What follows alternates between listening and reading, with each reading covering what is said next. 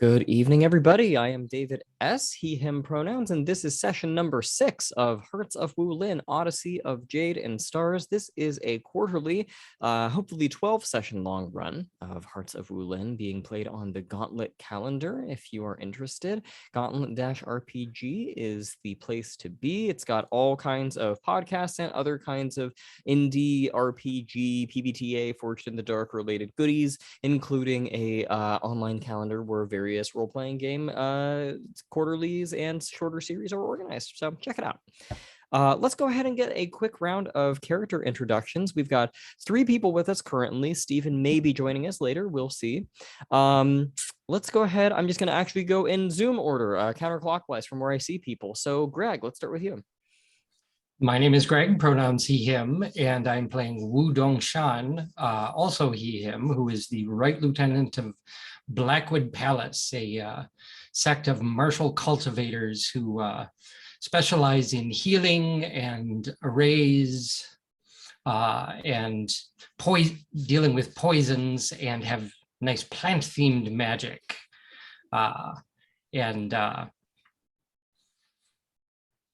Currently, I think my biggest concern is my wife's brother, Mo Feng, is an evil man who's been hanging out with evil people. And he's currently consorting with the sorcerer Iceblood Ning.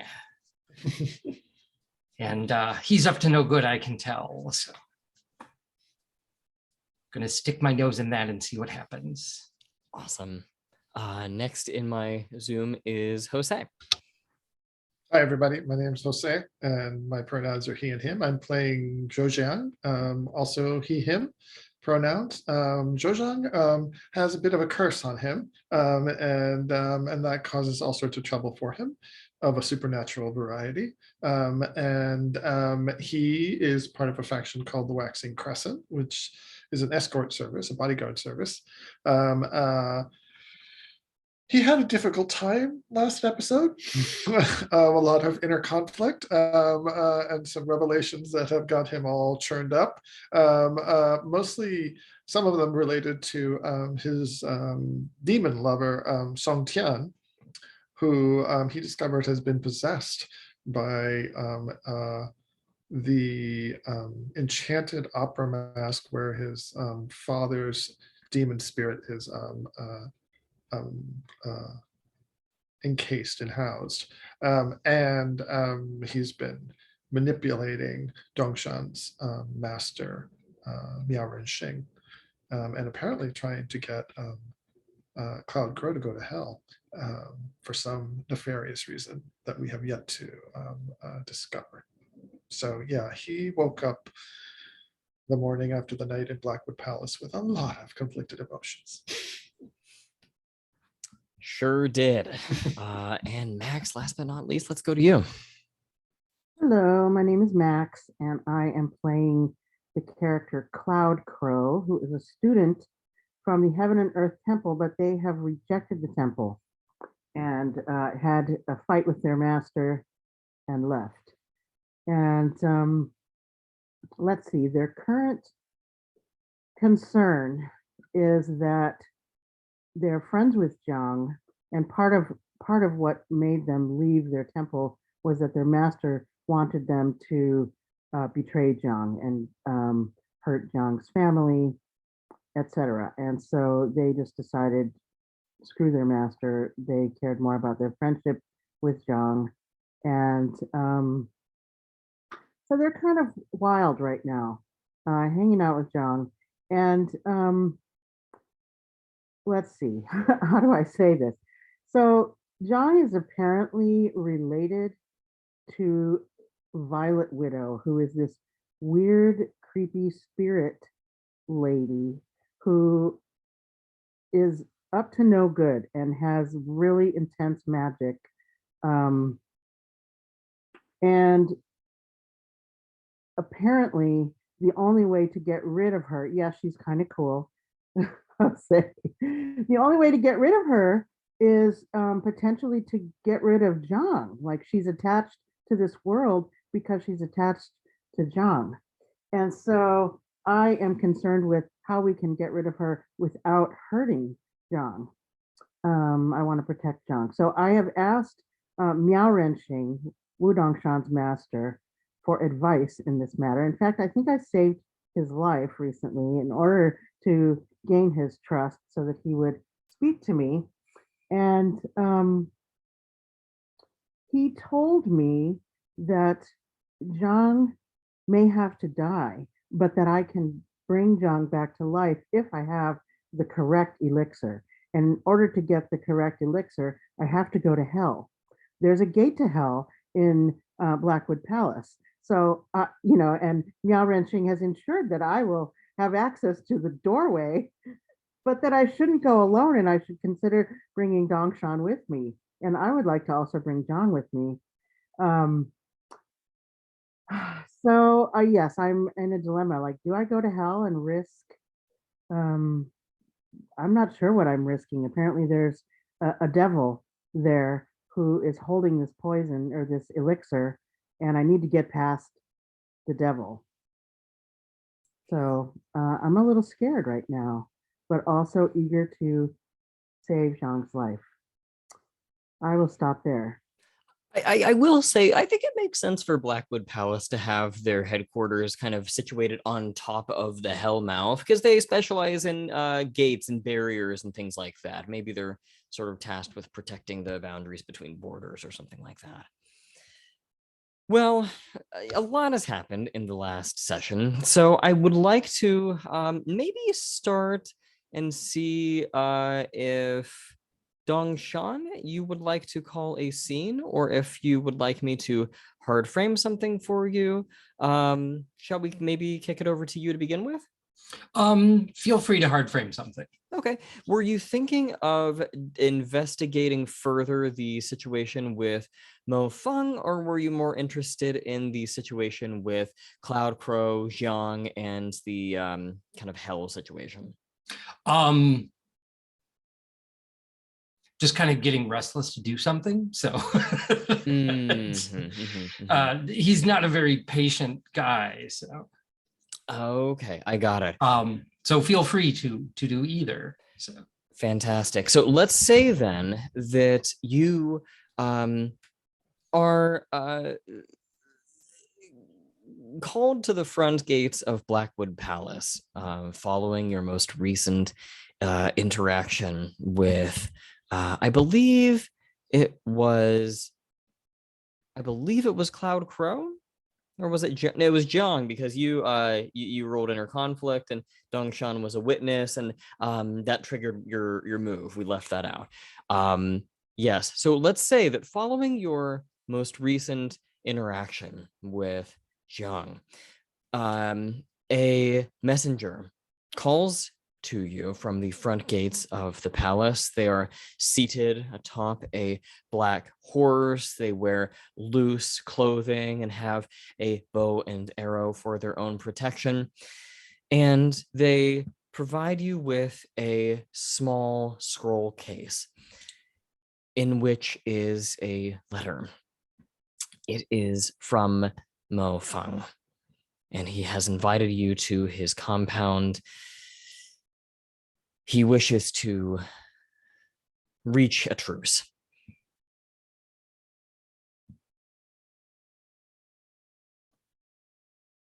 He's up to no good, of course. The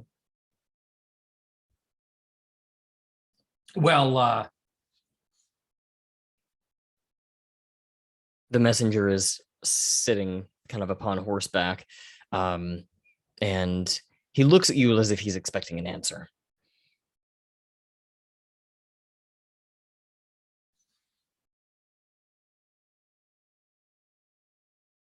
Tell him I'll be there.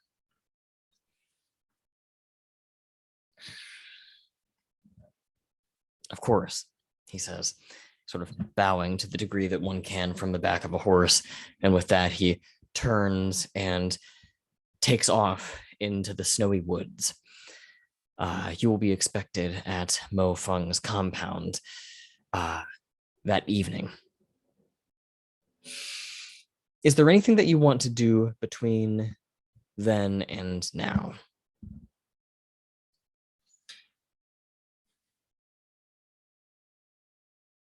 let my wife know that he's doing this and see if I can get her to come with. She would be happy to go with. Excellent. She He'll be seems slightly less able to pull shit. So.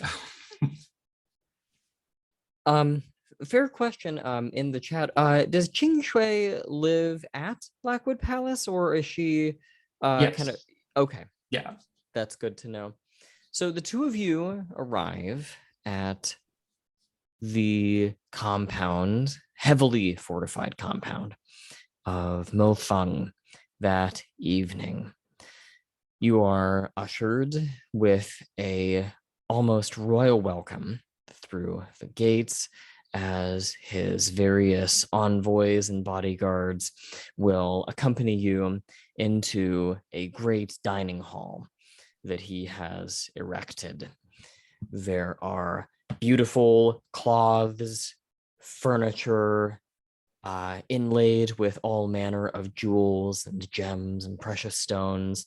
And he sits at the head of the table, accompanied by a host of entertainers, musicians, dancing girls, all manner of fineries are present here. At one side sits a utterly pale white figure whom you have not seen before, one who is draped in beautiful blue and white robes and who looks at you with a piercing sapphire blue gaze. Their vibe is extremely androgynous and extremely hot with great hair.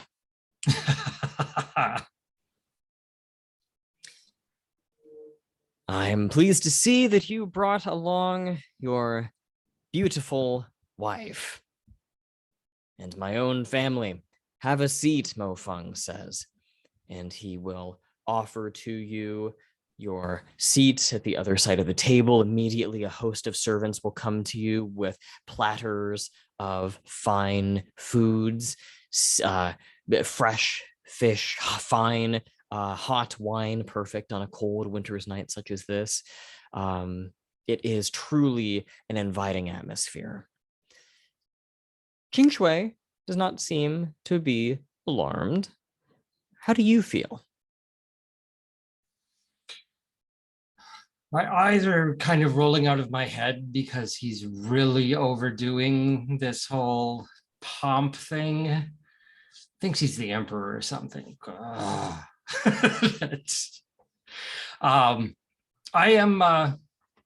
I'm always on my guard with him, so I'm polite but curt, you know. Mo Feng says to you after the first of undoubtedly several courses, I want to get right down to business, Dongshan. Good. You know me well. I understand you are not one to mince words, and so I will be very straightforward with you. I owe you an apology, truly, and he bows deeply to you.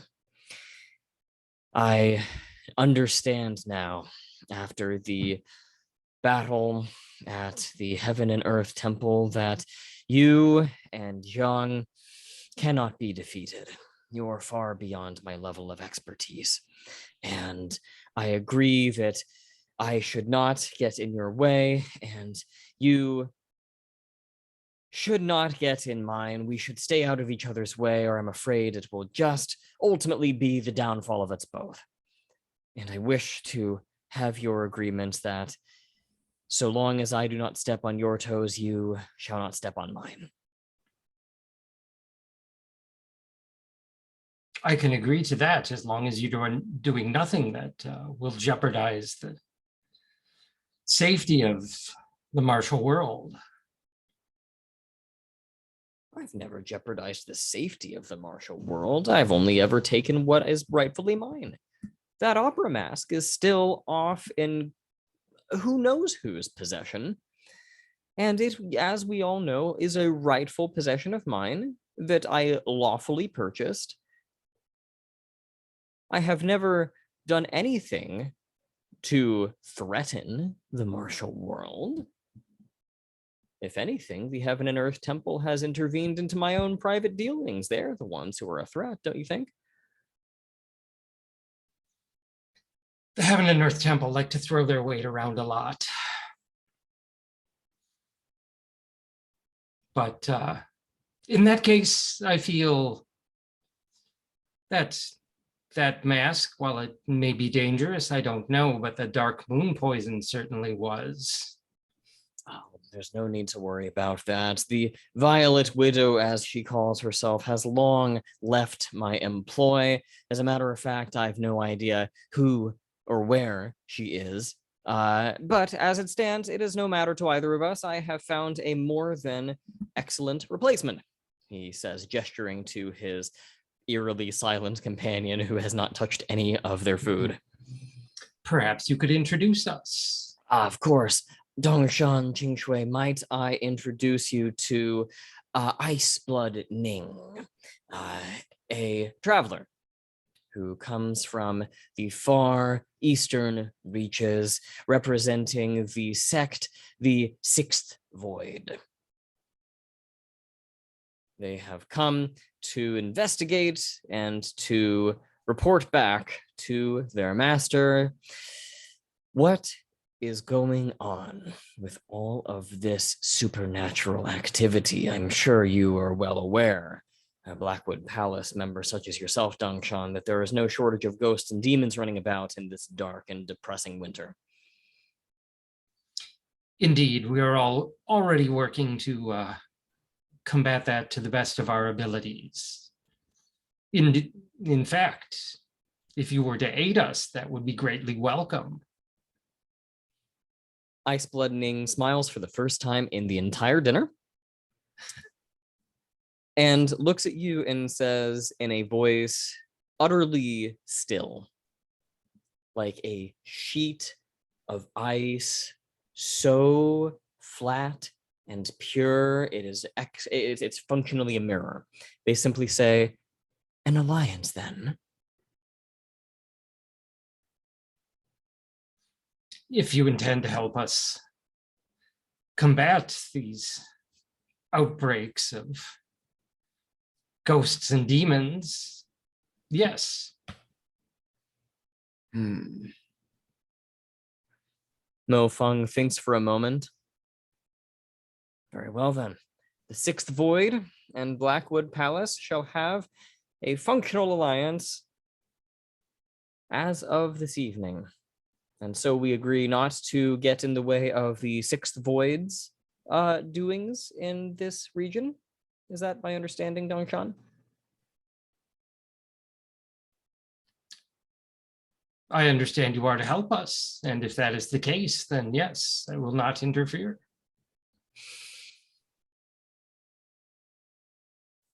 I'll drink to that. And he raises a toast.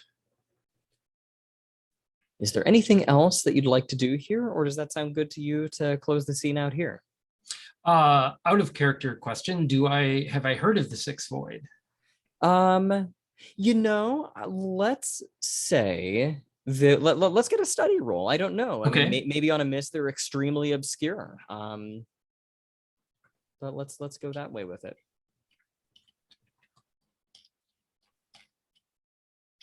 Oh, come on. Sorry, trying to get to my stats here. That's okay. There we go. Let's roll with wood.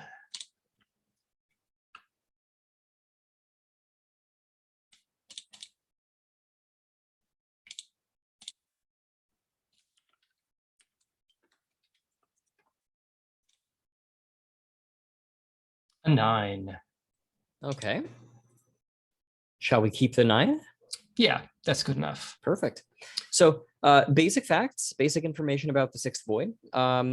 They are a genuine sect that you have heard of. They do exist a long way away, though. I mean, if the Empire's seat is in the center of the region, and you guys are off kind of on the far west end. They're east of the Empire's seat, so they came from a very long way away.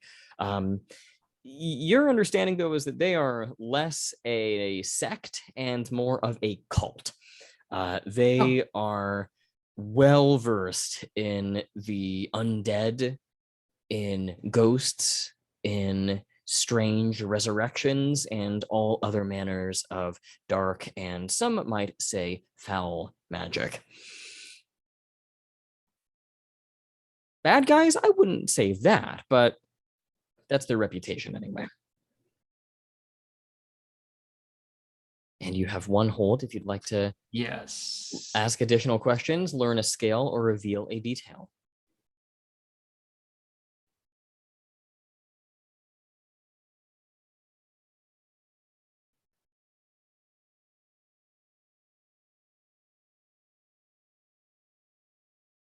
Do I have any hint of Iceblood Ning's sort of power level? I guess his scale. Yeah. There we go. So you can learn his spend scale. you can spend the hold there. Let's say that Iceblood Ning at this time is above your scale. Okay. They send their best, or so the story goes. Anything else, or should we close the scene there? That's good. I'm sure they'll be a trustworthy ally. So. All right. Cloud Crow, let's go to you. Is there anything you would like to do, or would you like to have a scene hard framed in? I would take a scene hard framed in. Okay. And are you primarily interested in following up on the hell situation, or is there anything else that you're interested in, or an NPC that you're interested in interacting with, anything along those lines? I think I want to follow up on the hell situation and figure out if there's anybody who's going to come with me. How am I going to shore myself up to do this thing? Yeah, that's my sort of next thing in my mind. And after the events of the last session, where do you think we would find you? Do you remain at Blackwood Palace, or are you wandering through the snowy woods? Where do you think you want to set this? Well, I think that I might still be at Blackwood Palace. Yeah, that's just that I hadn't moved on in time since our last session in my mind, so I might as well still be there. Okay, very good. So I think that what we can do then is, let me just check the NPCs tab here. I wonder, Jiang, is this maybe a good scene for you to kind of have an interaction with Cloud Crow? Because I remember, Cloud Crow, you were thinking about how to sort of get Jiang to come along with you into hell. Maybe we could sort of have that play out here, as long as we have you both in the Blackwood Palace for now. Would that work for you, Jiang and Cloud Crow, or would you prefer to do something else? Sure. It makes sense that after that crazy night, John would try to connect with Cloud Crow. Yeah.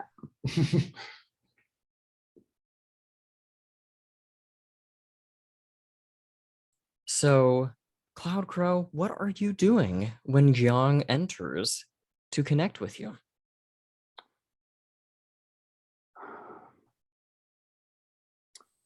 I am sitting on the grounds outside, having a chat with one of the crows that has been following me there. And I am actually sort of chatting with the crow about whether I could bring some crows with me on my journey into hell. So that's what I'm doing. Does the crow have a human voice, or does it communicate in squawks and chirps? It's in squawks and chirps, and we just understand each other.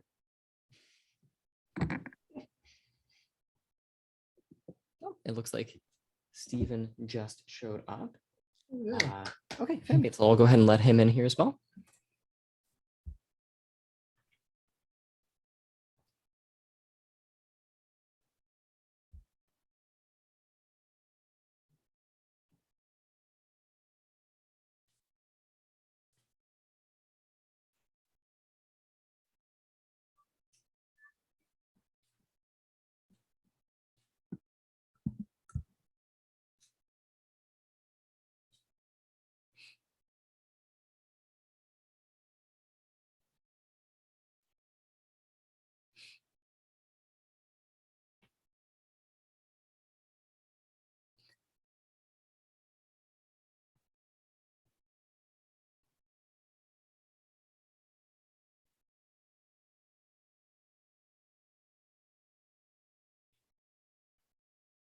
Hey, Stephen, are you there?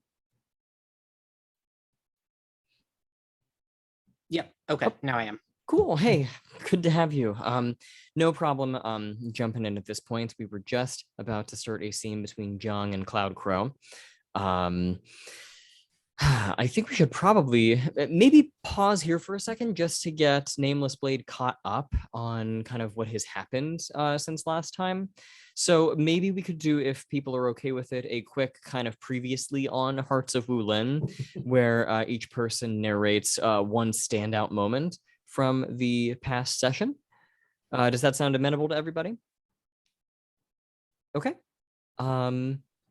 I'll just go kind of in the same order that we had for intros here. So Greg, can you go ahead and start us off? I'm actually still thinking if we could go with someone else. That's perfectly fine. So- No, that's okay. Jose, are you ready? Sure. So last time on Hearts of Wulin, Odyssey of Jade and Stars, is that the name of it? There were events in Blackwood Palace, and we saw Cloud Crow do some amazing healing work on Miao Renxing, Dongshan's master.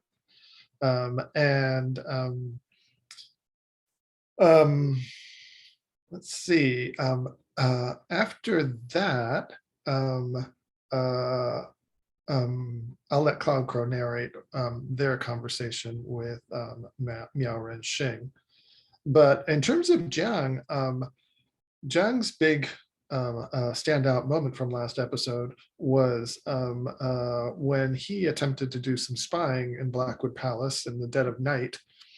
And he did discover some information about Blackwood Palace and that its magics are, or its talismans are proving ineffectual lately, and that they probably don't have anything to do with the thinning of the veil, at least not directly. But as he was returning to his room, he happened upon a scene between Miao Renxing. Oops, I'll stop because we lost our audience.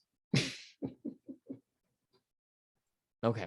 Well, tell you what, let's just go ahead and, oh, well, he's just rejoined. Here we go. Just rejoin. No, that's okay. These things happen. It's all good. No worries.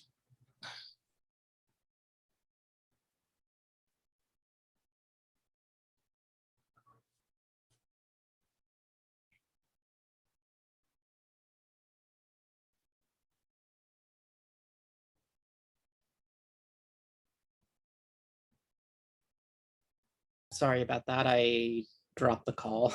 No worries. No worries. So I was just about to say that after doing his snooping, Jiang, on his way back to his room, passed the quarters of Miao Renxing, and something was going on in there. He heard a voice that he recognized, the voice of his lover, Song Tian, and he poked his head in there and saw a very disturbing scene of Song Tian wearing the opera mask, clearly possessed by his demon father, towering over Miao Renxing and commanding him to lure Cloud Crow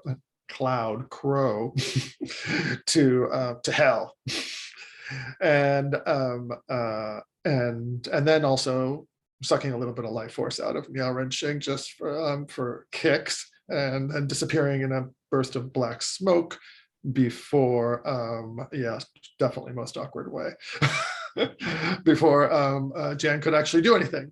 And then he ran back to his room very conflicted. So that was the big reveal for John last episode. Max, do you have anything you'd like to add or any standout moments for you? Yeah, so previously on Hearts of Wulin, Odyssey of Jade and Stars, Cloud Crow had gone to the Blackwood Palace with their friend Zhou Jiang, and it turned out that Miao Renxing was possessed, and the palace hadn't realized that. They had only known he was ill, but Cloud Crow was pretty sure that he was possessed. And so Cloud Crow offered to perform an exorcism and did so. They accepted, and Cloud Crow did perform the exorcism. It was partially successful, but Cloud Crow had a sense that there was something not complete about it. The spirit hadn't gone far. And but Cloud Crow asked for in repayment for what they had done. Wu Dongshan asked, what they could offer, and I said I'd like to meet with Miao Renxing and ask him some questions. And so I was granted. Cloud Crow was granted that visit. Went in and talked to Miao Renxing and said, I am of the understanding that in order for us to rid the valley of the Violet Widow, we might need to protect Zhou Jiang, because I've heard that he might need to die in order for us to attack the Violet Widow, and I'm interested in protecting him. And Miao Renxing said to Cloud Crow, well, there is one thing. Jiang might need to die, but you can save him. You can bring him back. You can't prevent his death, but you can bring him back if you have an elixir that is currently being held by a devil in hell. There happens to be a door to hell right here in Blackwood Palace. And so Cloud Crow is now kind of on that track of like, okay, well, I guess I need to go to hell. And the other thing is that Miao Renxing suggested that I bring Wu Dongshan with me. So I'd also like to bring John. So I am in the middle of that journey. Right. And Greg, anything from you? Actually, did Miao Renxing actually tell you to take me with, or warn you about taking me with? Right, good question. My recollection is that he simply said that interacting with that devil would bring great danger to Dongshan. Yes. He did That not devil knows me. didn't advise against it, nor did he encourage it. He just said that you're putting Dongshan at risk. So, just be careful about that and keep that a secret if you would. Yeah, don't tell me. Okay, got it. Okay, thank you. And I don't have much to add other than that. Sure. I was mostly sort of playing host the entire time while all this was going on around me. So. Sure. That's perfectly fine.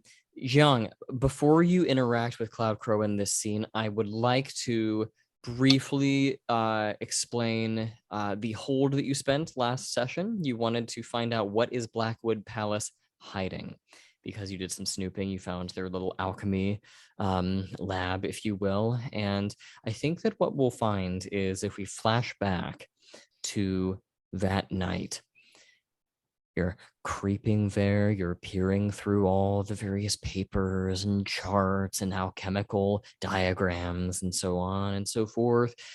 And in addition to finding out that the defensive talismans that Blackwood Palace specializes in crafting no longer working, you'll also discover that Blackwood Palace, and this was tucked away, even many of the acolytes and monks of Blackwood Palace maybe were not privy to this information, you'll find that there is a loose bit of parchment wherein someone has written that Blackwood Palace believes they have discovered a means of attaining immortality in the form of a very certain nectar that the immortals crafted many, many eons ago. And they believe this nectar to be nearby, perhaps in another plane of existence, but still accessible to those who can travel between. So Blackwood Palace has the secret to immortality. That is what they're hiding. And with that, let's go ahead and have you enter. Jiang, Cloud Crow, has been speaking with their crows, trying to figure out how many and who can accompany them into hell. And I'll let you take it from here. All right, so I assume this is it's outside of Blackwood Palace, and it's winter, and there's snow on the ground, icy. There's some crunching of the feet as Jiang approaches Cloud Crow, not trying to be quiet, just so Cloud Crow will know that they're coming. And after the conversation with the crow is done, Jiang's very polite. He steps forward and says, Cloud Crow, I am so glad I have found you. Last night, there have been some events, and I have great concern for you. I don't understand what's happened, but I have to tell you something important that I observed. I couldn't sleep last night, and I was walking through the corridors of Blackwood Palace, and I passed the corridors of Miao Shing, and I You all saw. right? I don't think so. I know you healed him with your exorcism, but I don't know if this is another demon or this is something else that you the ghost that you exorcised. But there was a horrible shadowy figure towering over him, and it was talking about you, Cloud Crow. It was telling him to lure you into hell for him, and before I could do anything, it disappeared in a black smoke after taking life essence from Miao Renxing. I don't think Miao Renxing is out of the woods just yet, but I am more concerned for you, my friend, and who this dark figure could be, and why they might be luring you to hell. Oh, my friend. This is grave news indeed. And I also was going to say that I feel you are in danger. I don't know what to do. Does that mean inner conflict? Are you feeling Yeah. conflicted? I'm conflicted about what to tell you now because I've been so focused on doing this task and now I'm doubting the task. So yeah, okay. Let me roll inner conflict. Okay, mark XP for rolling. And then which element would you like to roll with?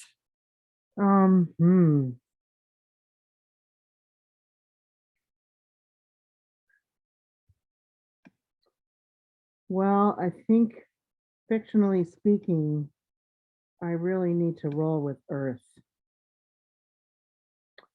It doesn't really make sense for me to roll with wood or, well, maybe metal actually. Control, calculation, reflection. Yeah, okay, why don't I roll with metal? And Okay, so +1. let's see.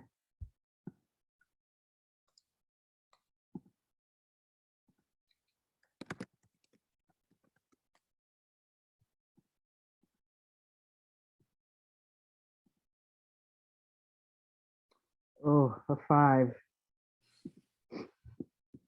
And I don't think you have the bonds to bump that up to a 7. I don't have anything.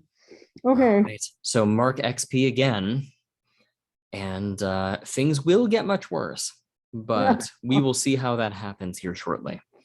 But what do you do?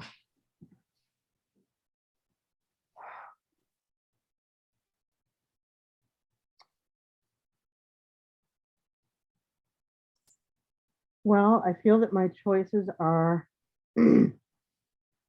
either to spill the beans to Zhang, or which he has just done with me, or to Strategically, I've spilled the beans. yes. I haven't told you that it's Song Tian yet.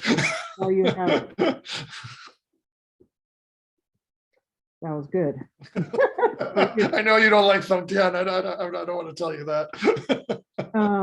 And so I guess my other option is to just not say anything, but then I would just have to roll inner conflict like every 5 minutes for the rest of the game. So I think I do have to say something. Okay, so Jean, my friend, I also need to tell you something.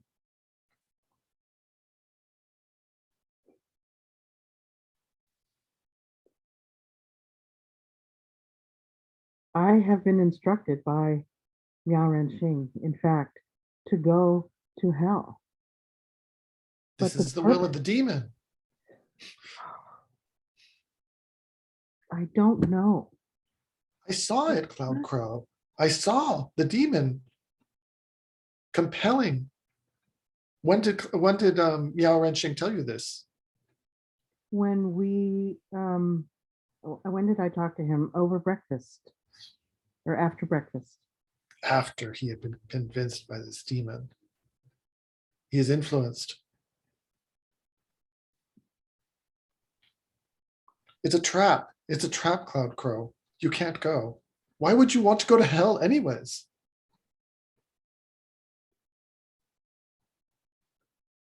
I cannot tell you why. I cannot tell you why. But I have been convinced that it's in your best interest. My best interest. You Yes, cannot take this dangerous journey from me. I only want to protect you. I don't know. I wish that Wu Dongshan were here. Where did he go anyways?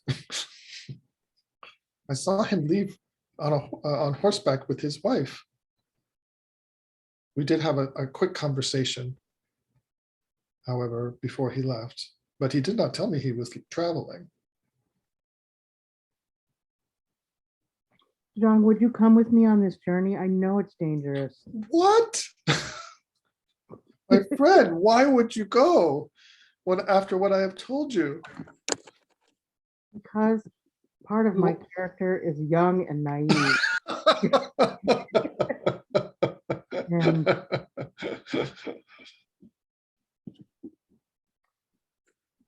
because I don't know what else to do. You can, just to interact with the mechanics a little bit, there's a couple things that could happen here. Cloud Crow, on your end, you could attempt Hearts and Minds in an effort to tempt Jiang to go along with you. Jiang, if this puts you in a position where you have to choose between protecting your friend by walking into an obvious trap or staying away at the expense of your friend's safety, that could also mean inner conflict for you. So mechanically speaking, those are some options that can be taken here. I think you are trying to convince me of something. I'm susceptible to your influence, so I think maybe a Hearts and Mind might make sense. Okay. I like that. I'll roll Hearts and Minds. And so yes, I'm trying to convince Zhang to at least check it out with me. Check out. A quick tour. Come to the door. Let's just see what's there. And so, and any restrictions about what I can roll with that's not marked? For Hearts and Minds, you can roll with anything that makes sense as long as it's not marked. Okay. I guess I have to roll with metal again since I'm trying to control you. So let's see.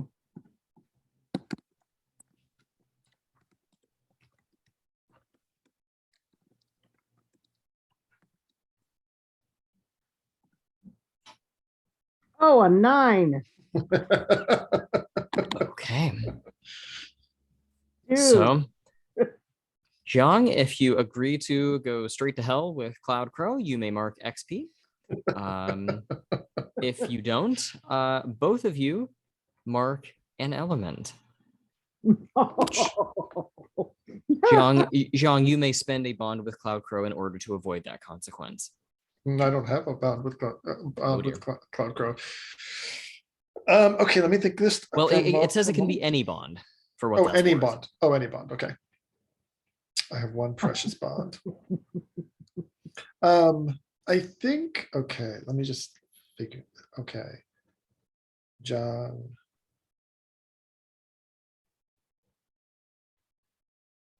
Please, my friend. All right, what Zhang is not telling Cloud Crow, of course, is that it's Song Tian possessed by the opera mask who is actually setting the trap. So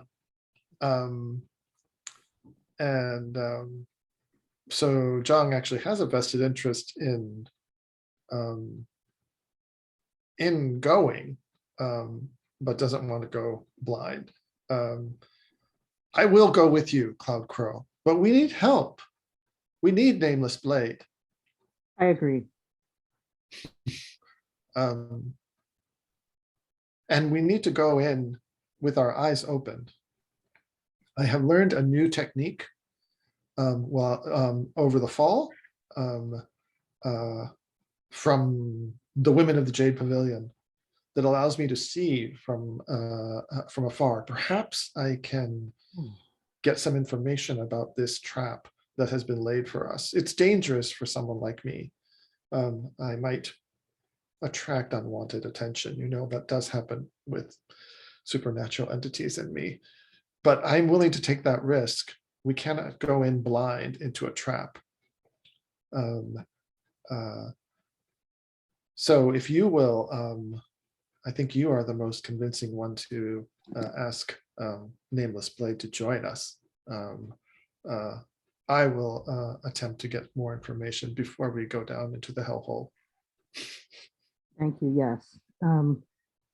What's the mechanic by which I conjure up Nameless Blade again? That's right. Oh, somebody, you can just frame a scene with me. That's more of like if it wouldn't otherwise make sense. But I Send can't. them a message. You have to spend a bond on me. But I think that most of the bonds have all been spent down, and we're all refusing to like support each other. So. Okay, well, can I send a crow to get you? With a little message tied to its little teeny leg.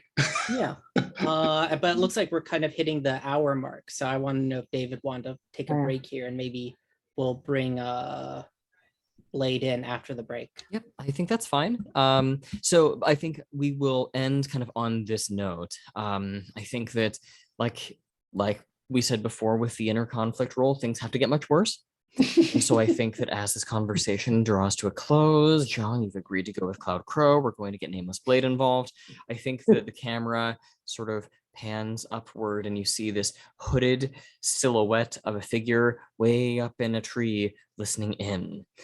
And the hooded figure darts from one tree, jumping from tree to tree to tree with perfect lightness until they arrive at the feet of Elder Woodhard. The figure says, "Master, I have some news for you. Cloud Crow and Jiang are about to mount an expedition, and Nameless Blade may follow. They seek to find, and they explain a little bit, and Elder Woodhart nods and says, You know what to do then, Sister Serpent. Oh, she lives. Ah, nice. So let's take 10 here. We are at 3 past, so let's come back at 13. And Nameless Blade will get you in the scene. See Awesome. everybody in 10. Okay, we are back. Let's go ahead and I actually going to kick over to Dongshan just real quick before we get back to kind of all 3 of the other characters. Dongshan, I'm going to kind of hard frame a scene here, if you don't mind. Sure. I think that the rest of the feast, we'll call it, takes place with minimal intrusions. The music is lovely, the food succulent, and you feel almost maybe like everything's gonna be okay, but you can't help but notice as you leave that Iceblood Ning kind of gives Ching Shui this look, this kind of sinister, almost malevolent sort of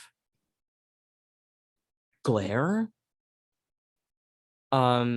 It's not like he's looking her up and down in an attracted kind of way. It's more of a kind of a sinister, the way a shark might look, after it spies something particularly tasty out in the water. Just something you spy, but Ching Shui doesn't seem to notice, and Mo Feng is half drunk, so he's out of the picture as well.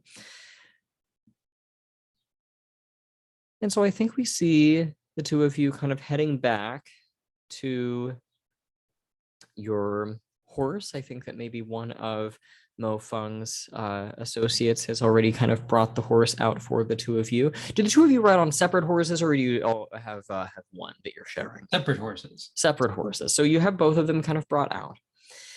And I think as you kind of take off into the night, it is an especially still, especially dark winter's night.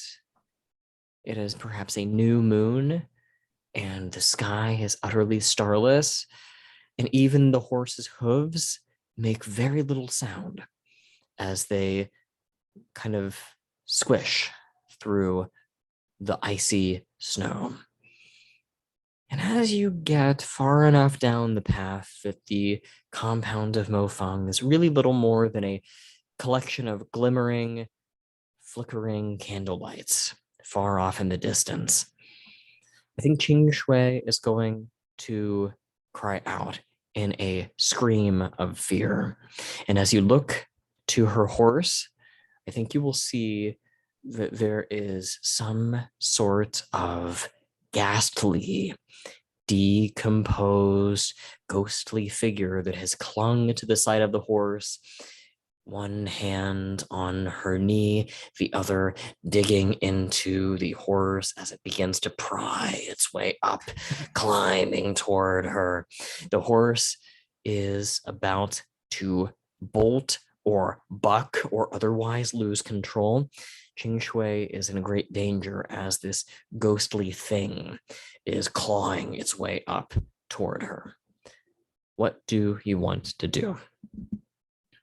I will leap off my horse and grab Ching Shui and pull her to safety. Let's get an overcome roll.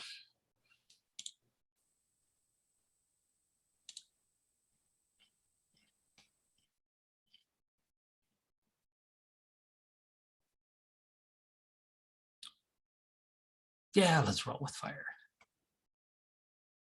What can go wrong?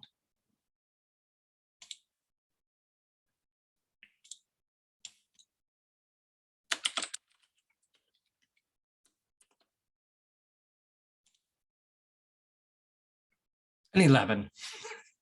Describe how that looks. I think it's simply me,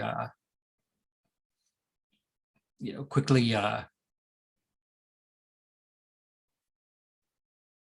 just literally leaping out of the saddle and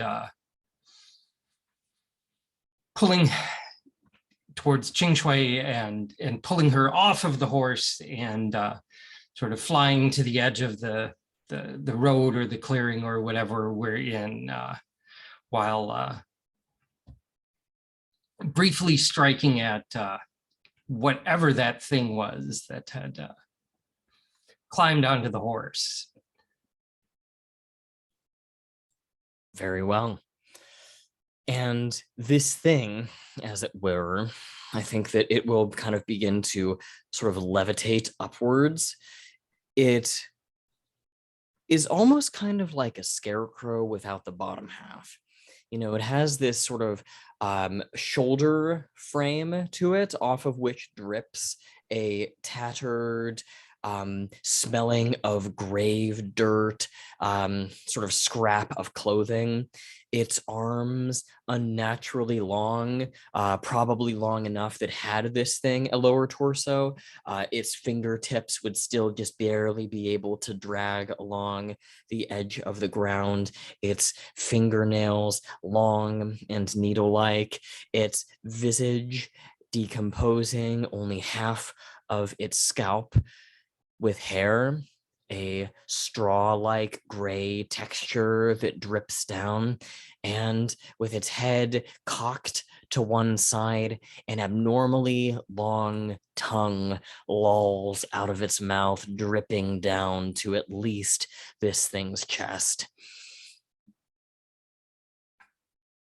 It's about to lunge at you now, Dongshan. Okay. Is this where we might see a duel? Sure. Okay. So, how do you, because I think this is the first time we've seen you dispatch a supernatural force, how do you fight a ghost as it will kind of zoom and swerve and go up and down and move in these erratic patterns as it kind of whips its tongue at you and slashes and pierces with its strange undead fingernails? What do you look like as you are protecting Ching Shui so heroically from this thing? I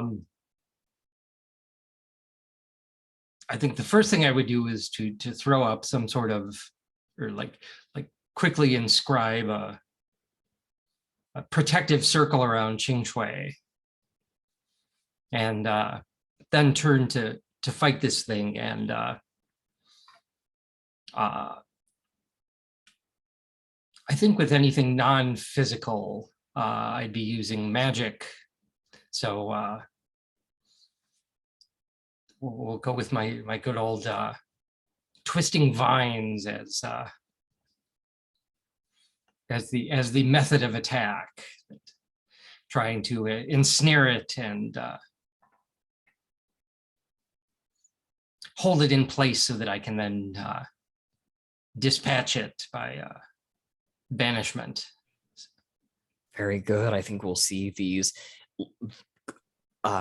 verdant green vines appearing from the dead snowy ground as they attempt to ensnare this ghost in the dark. I think that, you know, this is a moonless, starless night. You're really unable to even see much of the ghost other than maybe a silhouette of it. All that you're really using to track this thing's movements are these pinpricks of red light where its eyes should be. And let's get a duel roll from you, and your sorcerer remove gives you an additional +1 because you are dueling with supernatural forces.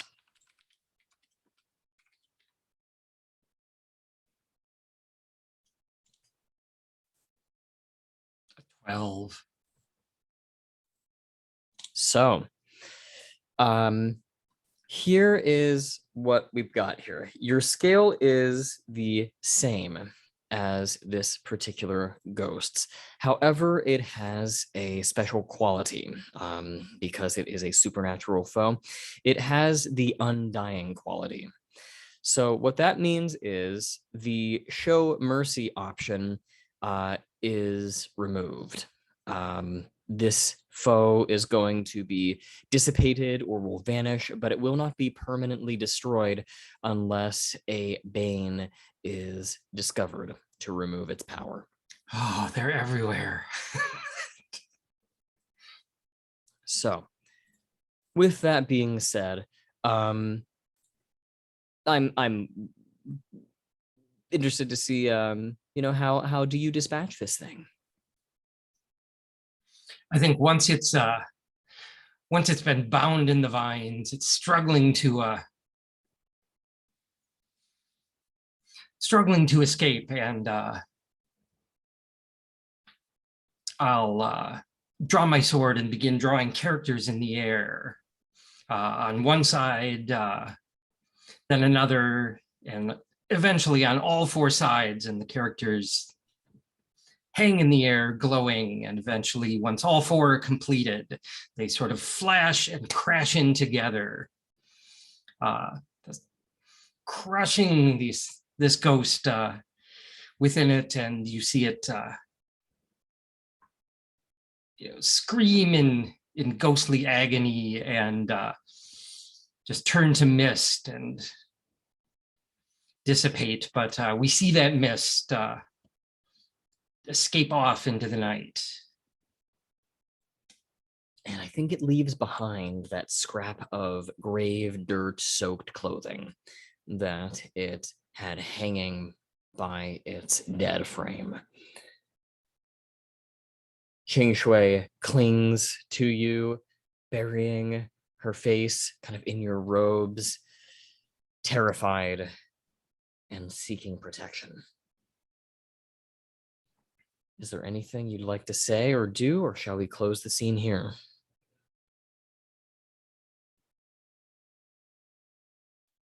Nothing special, just comforting words and get her out of there as soon as possible. All right.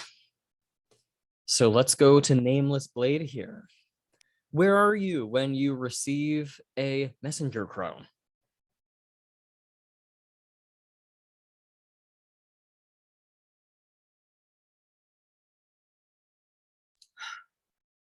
Where would I be? I think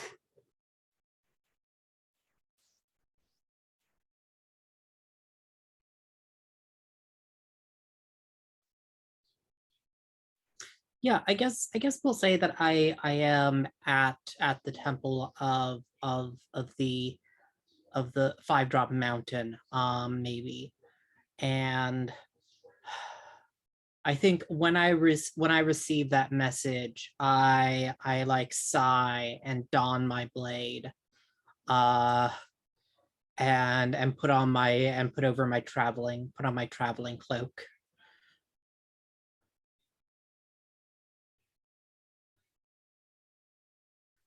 And are you headed off to meet with Cloud Crow? Yes, I am. Is Zhang there when I arrive, or where are you? Where did you have me meet you? Well, I think that as you approach, sure. I think something is going to kind of intervene Why before wouldn't you it? quite get there. Are you traveling on foot or by horseback, or I'm traveling by foot. I think that as you The monks of the Five Drop Mountain don't shell out for horses. At the Blackwood Palace. and I think that as you are kind of traveling on foot through the snow. I mean, help me set the scene here. Is this daylight, or is the sun beginning to set and you can just kind of barely see rays through the mountains, or kind of what time of day is I mean, it? I like the idea by daylight, because during the snow, it's just like this awful like field of like whiteness. And I probably have like my hood pulled close over my head to bring down some of the glare. And I think that in the distance, you have this kind of lens flare as you're kind of walking into the sun. I think you can just see the little black silhouette of another figure moving toward you as you move closer. And I'm going to call on a touchstone here. I'm thinking about in House of Flying Daggers. In that movie, you get these CGI shots of people throwing daggers and other sharp objects from ridiculously long distances with weirdly accurate precision. And I think that there is going to be an arrow shot that comes just flying up, whistling through the air at extremely high velocity, and it will I think miss my you. blade comes up and slashes it in half, and I sheath my blade and continue walking. And I think that as you get closer, the lens flare on the screen will break, and you will finally see, spear in hand, Sister Serpent. And she looks pissed. She looks at you and says, "Stay away from Cloud Crow," and levels her spear at you.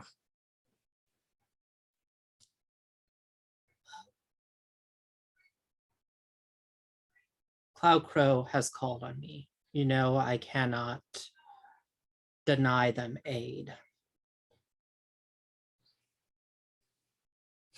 Well, I cannot deny my master's orders either. So that leaves us at an impasse.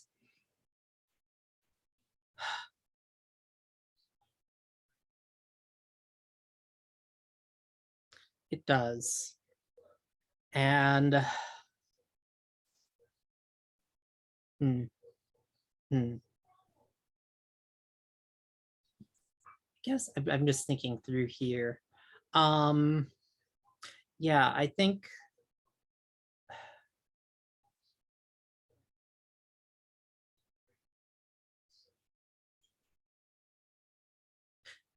a Nameless Blade says something like,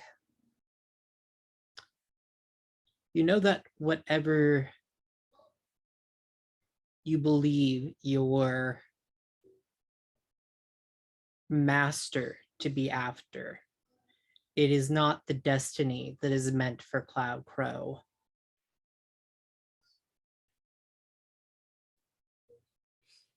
I think that she stabs her spear into the ground and shrieks, "Do not speak to me of Cloud Crow's destiny.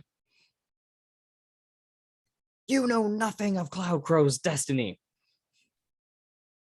It was that destiny that brought them to fight you on the steps of the temple. And I think that's the part where she recklessly just shrieks with rage and is going to run frantically and aggressively, swinging her spear at a long arc towards you. She is reckless in her style, and very clearly a bit jealous of you.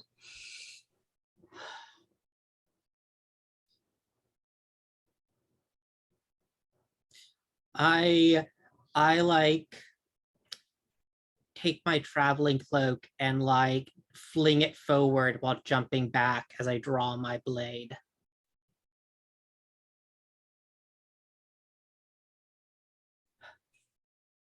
Is this going to be a duel? Yes, I'd probably say though, I'm a trained hunter of beasts, Sister Serpent. I do not fight to I fight to kill. And yeah, I'm gonna get into a duel here. Okay. So you are going to be rolling with metal. And if there is any further description of your style as you fight off Sister Serpent. You may describe it here. She is at your scale.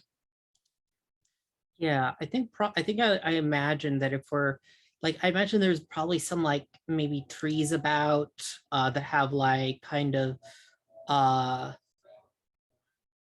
like layers of snow upon them, and I think like I draw her back, letting her like fighting defensively until I'm back against the tree. And I think it's at that point that I like strike the tree with the hilt of my blade and let the snow fall and like try to like shoot forward through the snow to strike a killing blow. I mean, at least that's fictionally what Nameless Blade is doing. We'll see if I actually strike a killing blow or if something else happens here. All right. Okay, let's see. And my metal is, I believe it's 2 still, yeah.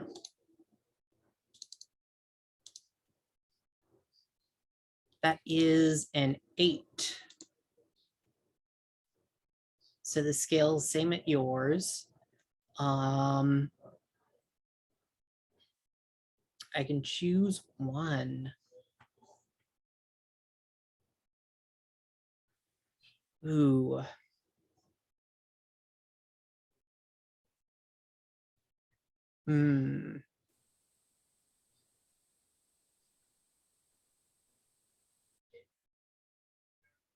I think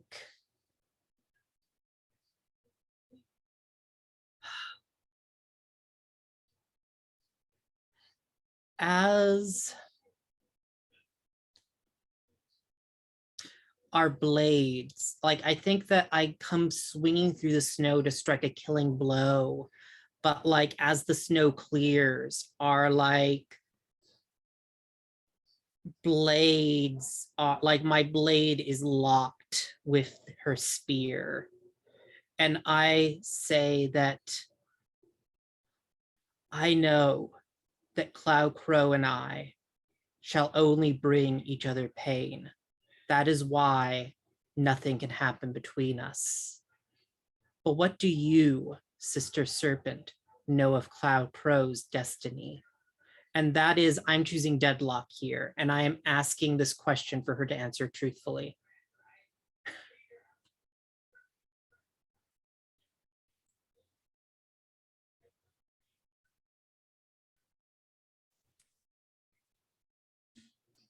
I think she will tell you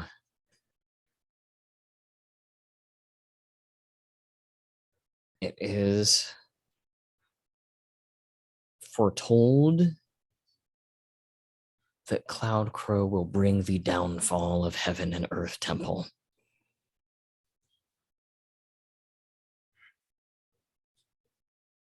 And they must be stopped.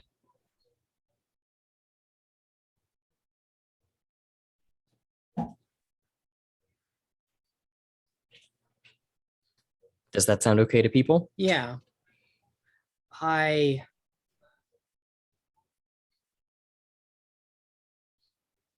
nod, and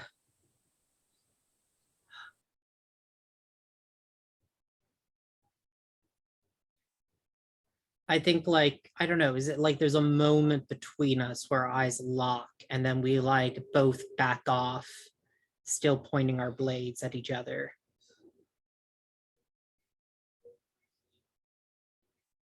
I do not know if I trust your master's interpretation of fate.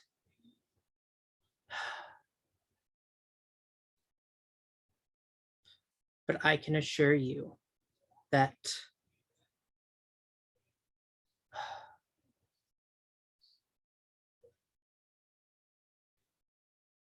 I mean, yeah, I think I'm just gonna say it. As long as Cloud Crow and I remain apart, that such a dark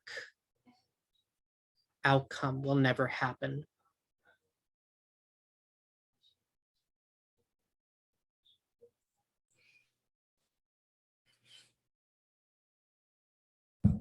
I go to Cloud Crow only as their protector. nothing more. And I think as you say that, Sister Serpent will lower their spear and back off. Sister Serpent would never say this outright, but you get the apparent sense that despite Sister Serpent's orders, they are still very much in love with Cloudcrow and don't exactly know what to do.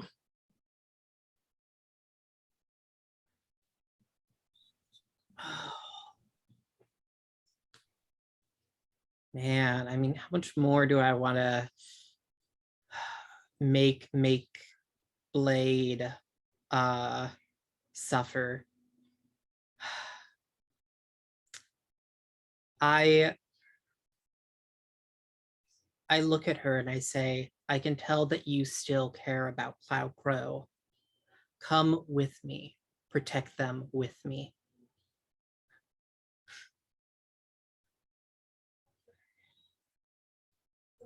I am, oh boy, I wonder if that's a hearts and minds. I know, I'm wondering. I just like, this is exactly what Nameless Blade would do, because she has to sacrifice everything she cares about. Yeah, because going with you, that would probably be, well, I don't, depends on what her orders are from Elder Woodheart. I'll leave it up to you. Do you think we want to resolve this via dice roll, or will she just say yes? I'm interested in seeing how this resolves via a dice roll, because I'm always up for things going terribly. Okay. Let's see. I think I am. Oh.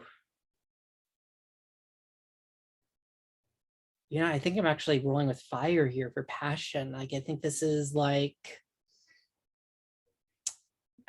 all tied up in emotions for me. This is not going to go well. Let's see here. Or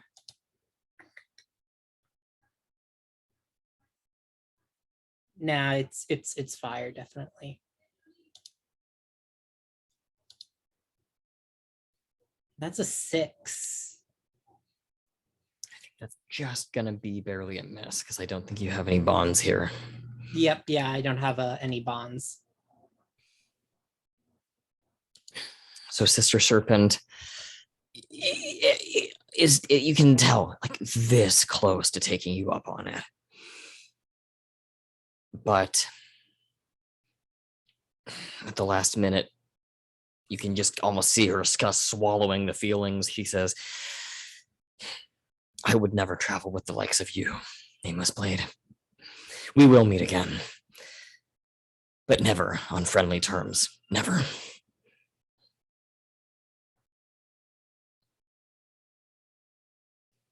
And unless there's any other way you'd like to close the scene out, I would say that that's when she would flick the sleeves of her robe and take off running miserably into the icy wilderness. Yeah. That seems fair. Okay. Cool.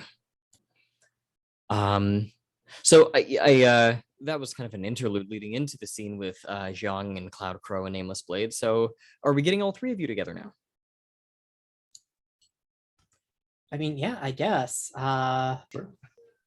So Still yeah, at Blackwood Palace? Where am I? Where am I meeting with Cloudcrow? Well, I think that in order for you to get into Blackwood Palace, we might need to actually meet you outside. You think the Blackwood Palace would just let Nameless Blade in? Probably not. Not without a good That's- reason. Yeah. I did almost murder Wu Dongshan that one time. Got a good hit in there. Yeah, could we get Wu Dongshan to just like run into Nameless Blade outside the palace? Your unfinished business. On your way home with Feng Shui?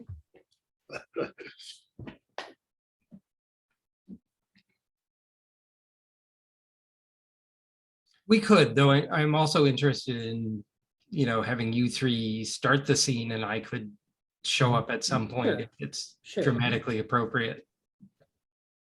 Okay. All right. So I think that Zhang and I are hanging out inside the palace walls, and a crow comes to alert me that Nameless Blade is nearing the palace. And so, Zhang, I think that it's time for us to go outside. I think Nameless Blade is on her way. John nods and follows her. Cloudcrow. All right, so we exit through the regular gate of the palace because we're going out, and I let them know that we'll be back with a friend.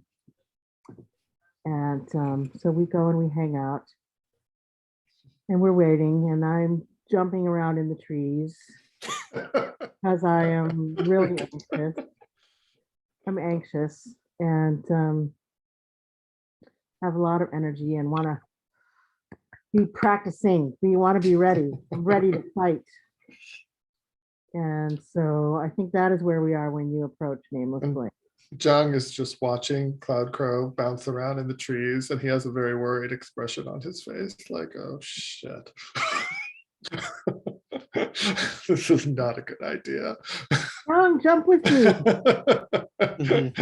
You can But do then it. when he sees This is flashing back to a monkey demon you used to date, yes. Bad relationship. Triggering me. But then when Jiang sees Nameless Blade coming up the path, he sighs a sigh of relief. At least someone sensible is coming. Oh yeah, I think when Nameless Blade sees Jiang, though, she definitely is like, oh. And I think I say, Jiang, I was not informed that you would be here. Oh yes, the times here in Blackwood Palace have been most eventful, Nameless Blade. I am so glad you have arrived. And Jiang looks up at Cloudcrow bouncing around in the trees with a worried expression on his face. Yes, and I say, I am glad that you are here as well, Jiang. I have matters I need to discuss with you later, but that can wait for whatever. And I guess I also glance up at Cloudcrow. Cloudcrow needs to discuss with me. Of course. Oh my God, there's crows outside my window. Disorienting. Yeah. I do just love, though, that maybe Cloudcrow just says, there are some clouds here who I haven't met before up in the tree. All right, so I jumped down. Blade, you came. Thank you so much. We need to talk. Yes, we do. Why did you call me here, Cloudcrow? It has been some time. Blade, are you well?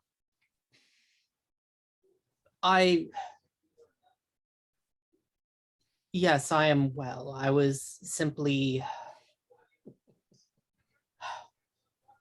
waylaid by unforeseen circumstances on the road. I'm not surprised. There's a lot of energy about, and it's very confusing.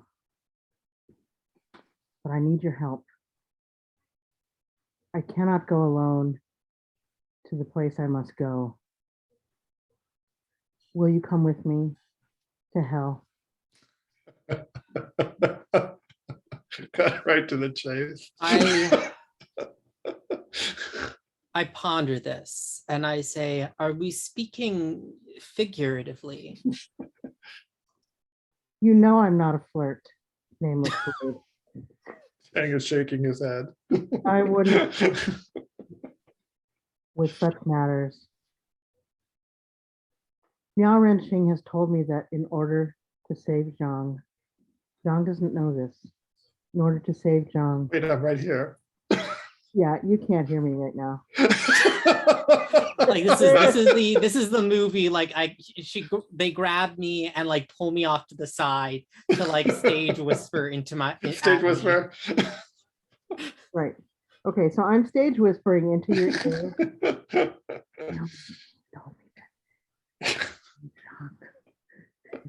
Don't actually whisper though, because I cannot. It's not picked up by your mic. In order to save Zhang, we need to obtain an elixir that is being held by a devil in hell. And as I whisper in your ear, Nameless Blade, my passion for you is rekindled, and I'm taken off guard. I had almost forgotten, so I'm taken a little off guard. Just what I needed, another shot of anxiety. Whew. Will you join us, Nameless Blade? And is this a hearts and minds thing, or do you think that this calls for that? I'll leave it to you, Cloud Crow. I mean, I think Nameless Blade has already come. And so I'm assuming that she's already ready to come and defend me. All right. Yeah, I'm fine with that. Sounds good. Zhang is And- watching them and kind of, okay. Suspicious that Cloud Crow is stage whispering to Nameless Blade about this event.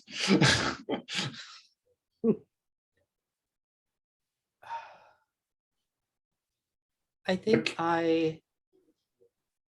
though, yes, I agree. And I think that as like we separate, I kind of I will be there when you need me, but I must actually no, I think I'm gonna push this a little bit further because we do need to actually get some bonds back into play. I do say, like, Cloud Crow, that when you call me, I will come, regardless of the distance or the difficulty in getting here. I am sworn to protect you. And I am trying to do a comfort and support here.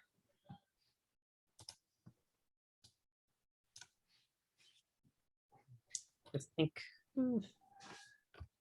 man,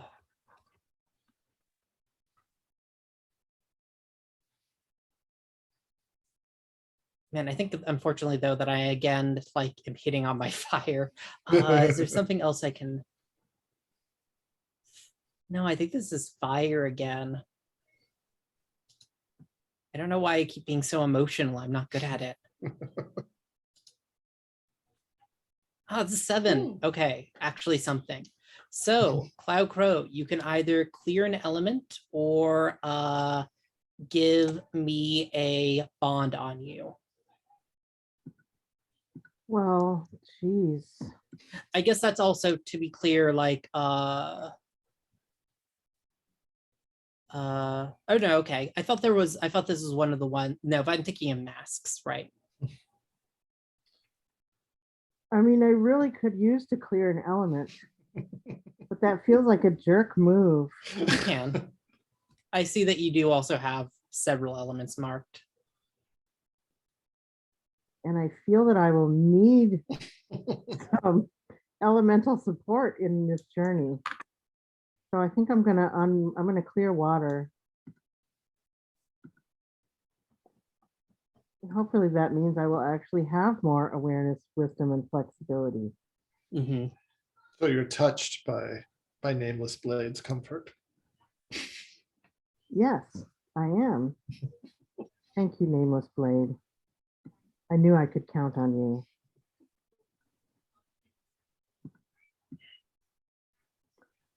Well, Oh, you know what? I have to just play this. Of course, Cloud Crow. I'm always here to be your friend.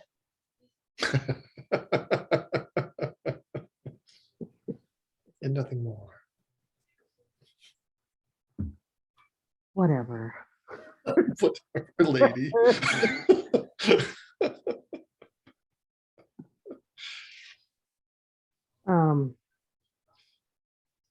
So I Well, think Jiang says at this point, well, it seems like the two of you have some catching up to do. Alluding to the spark between them, and his eyebrows raise a bit because he's noticed the sparks, is that what you call them, between the two. And so he says, now that you've agreed to join us, Nameless Blade, I have a few preparations to do, but you and I can speak later. And he steps away. Mm-hmm. So you guys can continue the scene if you want. I'm not sure that I feel like we, unless Cloud Crow wants to continue with something, I think that I had on the important points Nameless Blade was going to do here. mhm. Yeah, I feel like we're done for now. Yeah, I feel like we just go on being awkward for a while, honestly. I mean, you just rebuffed me in so many words. I mean, I don't know. Do you want to have some inner conflict here from what I said?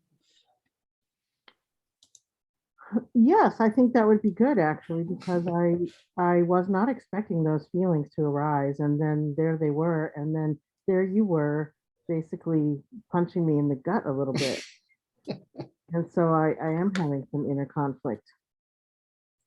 Okay, you were getting all the inner conflict this session, Cloud Crow. Go ahead and mark XP and select a non-style element. I'm sorry, Cloud Crow. Nameless Blade is just a little bit of a stick in the mud who believes they can't have happiness. So It's tragic. This is a tragic story. So let's see, my inner conflict. I think that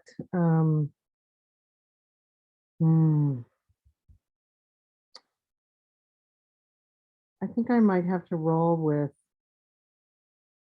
fire, which is a sad roll for me.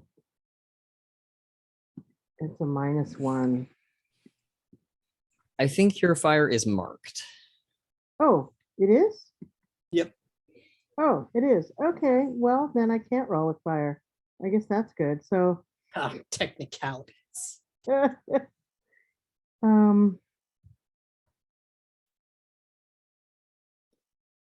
well, then maybe I will roll with water actually. Because the downside of water is uncertain, isolated, and depressed. And that seems fitting. Uncertain and isolated, especially. So, okay. Water.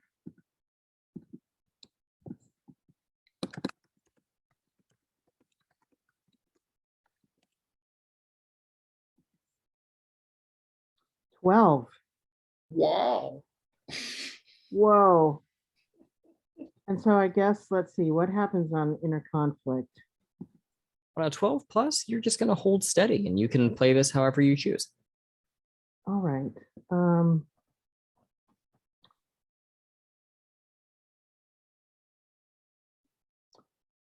Yeah, I guess I'm feeling like I take a moment hearing having Blade's words kind of sink in, and having Jiang walk away. I just take a moment and breathe and steady myself and remember that these relationships are as old as time itself.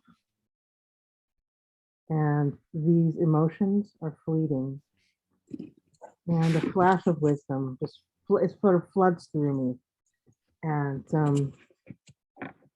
I say, Blade, come, let us help you get some nourishment, some food to eat, some drink, a place to rest before we take the next steps on our journey to hell.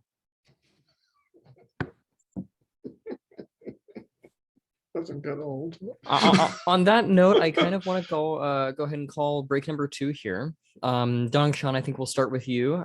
So if there is a scene you'd like to call when we get back, feel free to do so. But otherwise, we can hard frame something in, and we'll see everyone here in 5.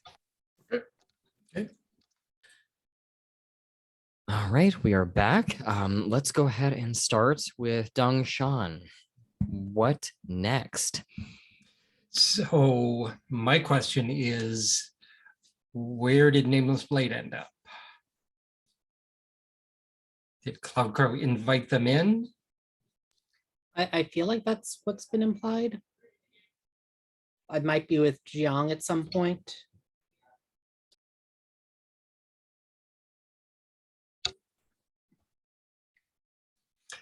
So I think upon returning to Blackwood Palace in my agitated state, I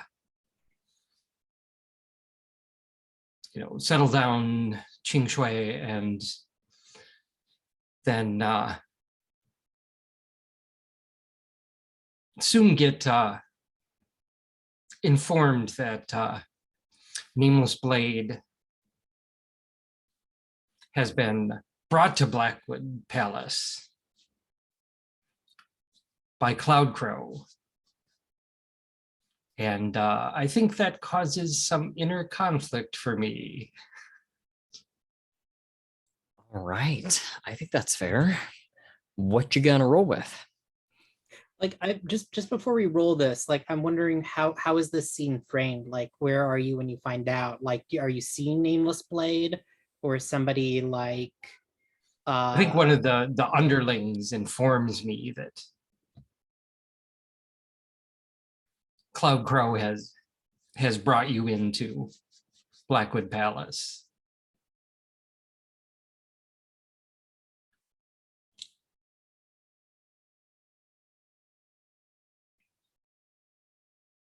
Let's look at the bad stuff. Oh yeah, definitely rolling with wood.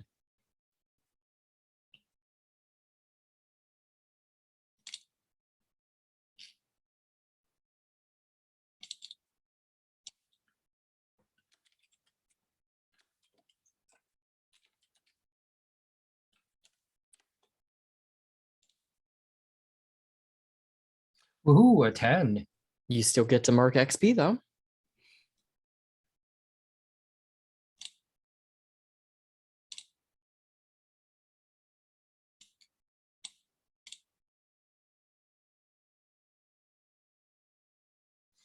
So I'll give orders that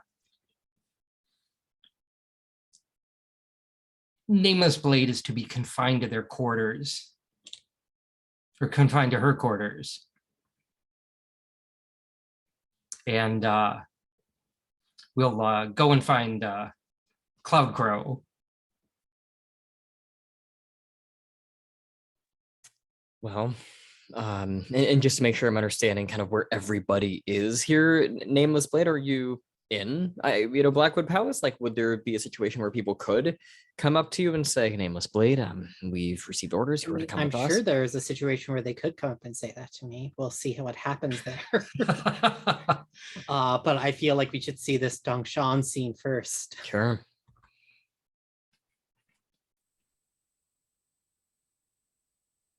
So Dongshan, you give the order, and then are you looking for Cloudcrow at this point? Yes. Okay. Cloudcrow, do you want to be in a scene here? If so, where does Dongshan find you?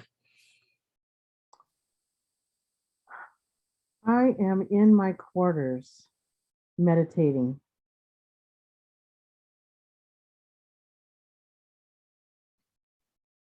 And I will simply march in. Cloudcrow. Wu Dongshan. You have abused my hospitality. What do you mean? You brought Nameless Blade here. Nameless Blade is my ally. We need her. It is only for your sake that I have not had her expelled from Blackwood Palace.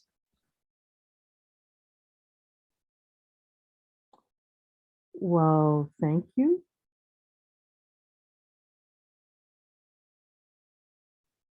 Why would you expel her?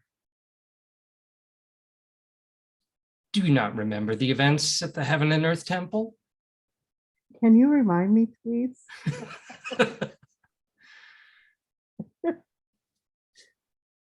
Is Perhaps. in character or out of character reminder? Maybe both. It's coming back to me now. I did stab Wu Dongshan because he was going to stop you from fighting Sister Serpent, which I felt you needed to do for yourself. Wu Dongshan. Can we let bygones be bygones? So many things happened at that temple. So many things. And time has passed. And look, here you and I are together. Here I am breaking bread with you in your temple. I might be trying to do a hearts and minds. Or maybe it's comfort and support. Maybe it's hearts and minds. Well, Hearts and minds. yeah, I was going to say, if your goal is to convince Wu Dongshan to call off his dogs, as it were, then that would be a hearts and minds roll. Although I guess it depends if let's let bygones be bygones is influential on the guy that got stabbed. Right, Dongshan, are you susceptible enough to Cloud Crow's words that you would be willing to get a to have a hearts and minds roll here? Kind of depends on what exactly you're going for. If it's just to calm me down to the point where I'm not going to escalate this further, sure. Yes, that is the point. Okay, so I want to roll hearts and minds, and I am going to roll with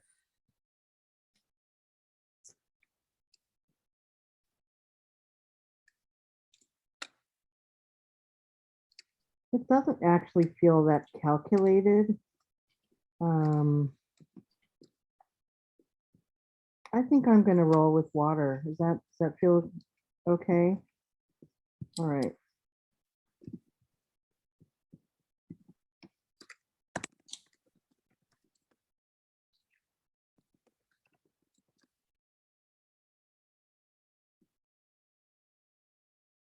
Ten.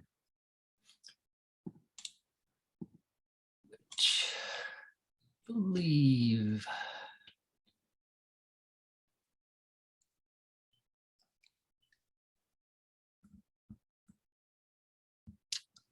So Dongshan, if you Sure, I'll take the XP and settle down. that'll get you up to an advance. So it will.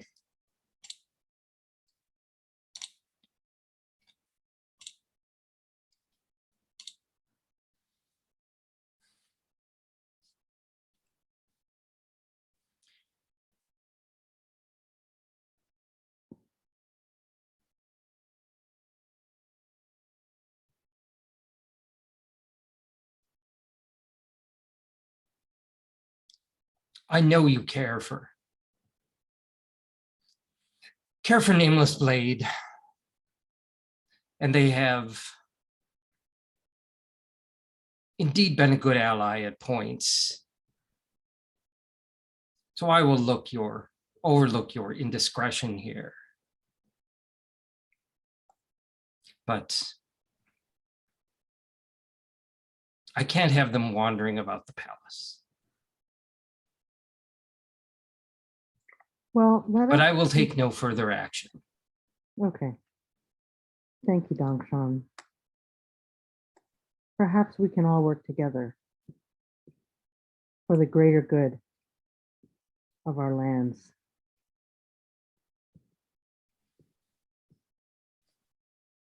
That is my wish.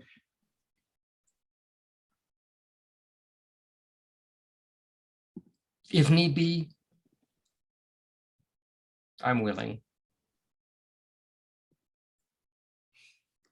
Shall we close the scene out there? Sure. Yeah. Okay. We'll pull the curtain.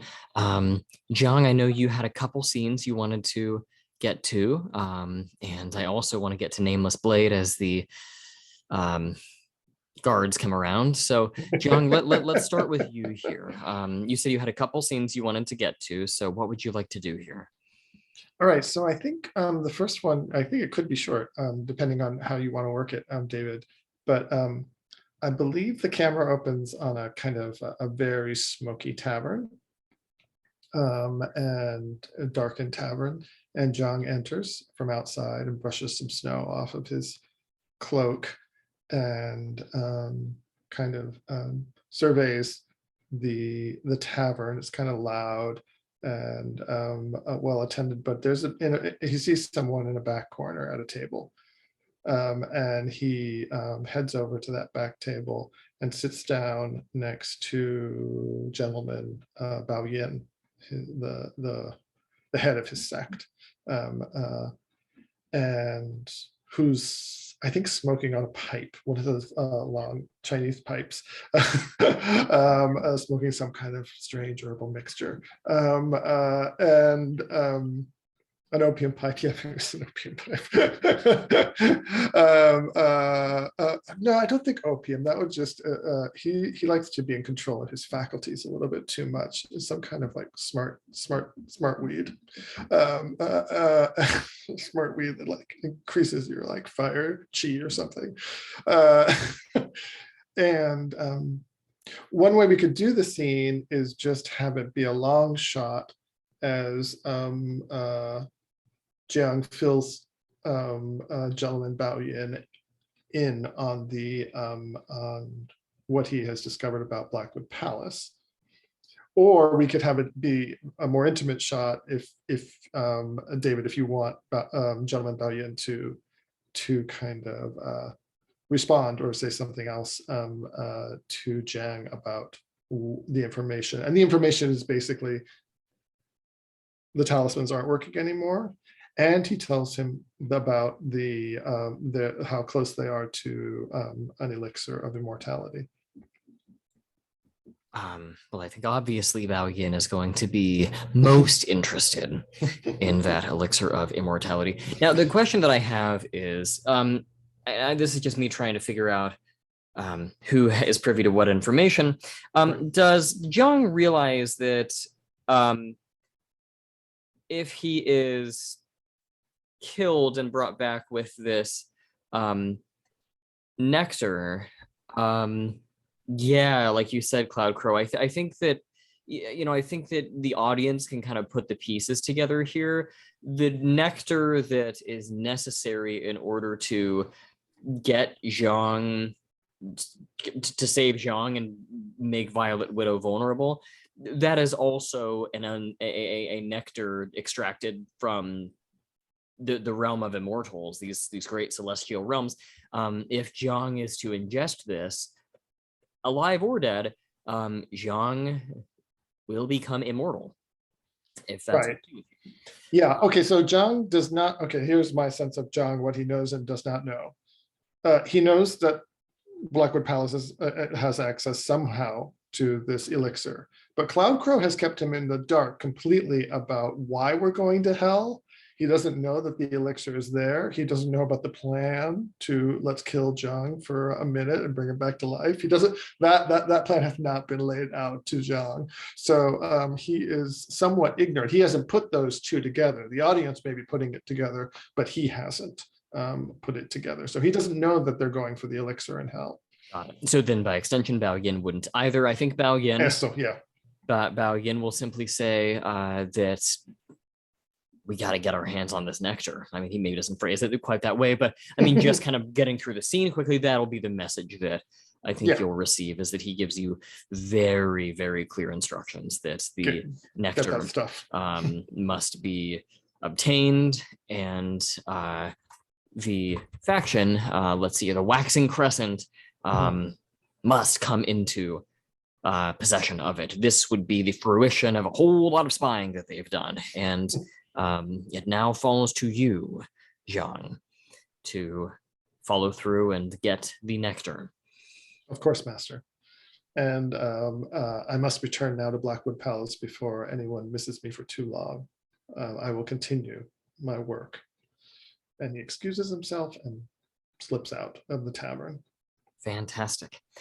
Nameless Blade, where are you when a bevy of armed guards arrives and delivers the news that Right Lieutenant Wu Dongshan has given the order that you are to return to your quarters for the remainder of the evening immediately?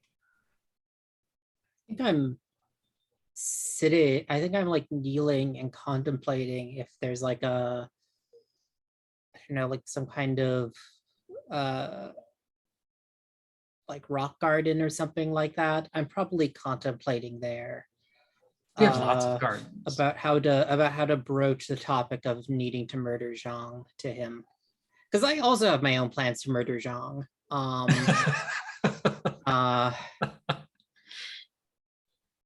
And I say, I am sure there must be a misunderstanding. Perhaps I could go speak to Wu Dongshan myself, and we can clear this up. We will summon Dongshan to your quarters, but we have been given explicit instructions that you must return immediately. We would be happy to bring Dongshan to you after you are secured.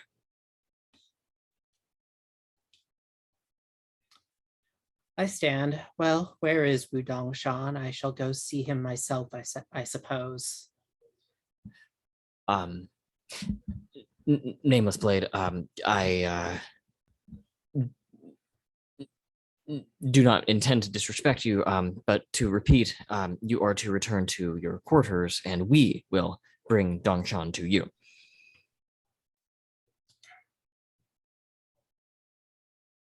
Hmm.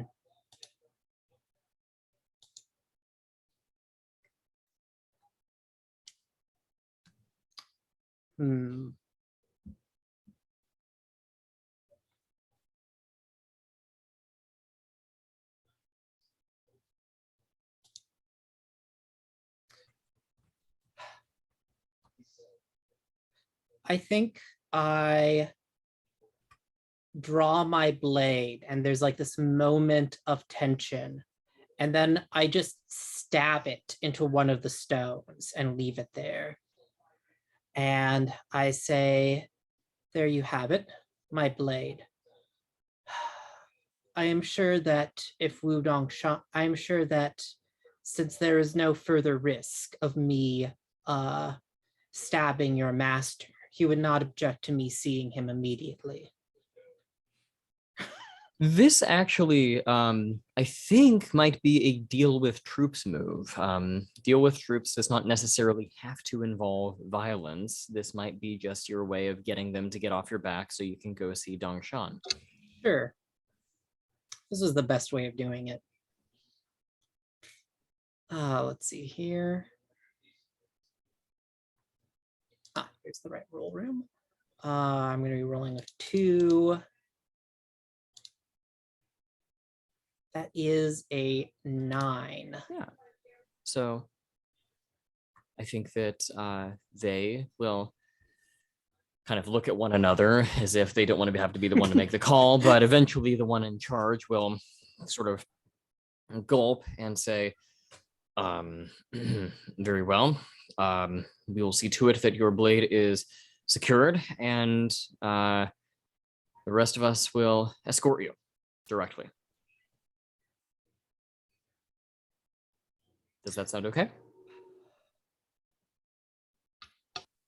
I say that your men will have. Your men will have trouble pulling it out of the stone, I'm sure, but I will come back for it momentarily. So if we want to close that, at least part of the Yes. scene out there, I think that it will have you kind of walking with several guards while they leave one flunky in the back who's like got his foot up on the stone and he's really trying to get it out, but it's unable to budge. I'm going to do some quick cuts back and forth, I think. Jiang, you said you had a quick one more thing to do. Yeah, I think the next scene is Zhang returning to the little cell that he has in Blackwood Palace. pulling out some herbs and a censer, beginning to burn some incense, and filling a bowl with water, and then setting it down in front of him, and I think actually pricking his finger and dropping a drop of blood into the water before he begins scrying into the water, with the intent of trying to read the motivations of the daddy demon of the mask, using the it's called Shadow of Deep Dreams, that new move that I have. Let's see what the name of it is so I get it right. Yep, that's correct. Shadow of Deep Dreams, yeah. When you extend your vision outside your body and into the world, you may see things happening in other places and at a great distance. So I can imagine that the whole, as you're seeing this, Zhang do this, suddenly it's almost like the whole scene kind of melts, as if it were like turning into smoke, and transforms. And we don't know what we're going to see because I have to do the roll, but shall we see what I roll with? I think it's going to be water. What's Daddy want? Okay. Crossing my fingers here. Oh, I did bad. Well, you have some choices here. I have some choices here. That is a 6. You can burn your final bond. You can tick your final tick on the curse clock, or you can leave that as a miss. If I tick my clock, then the shit's really gonna hit the fan. This might be the It time. seems to like tick it's the going clock. to one way or another. So. Yes.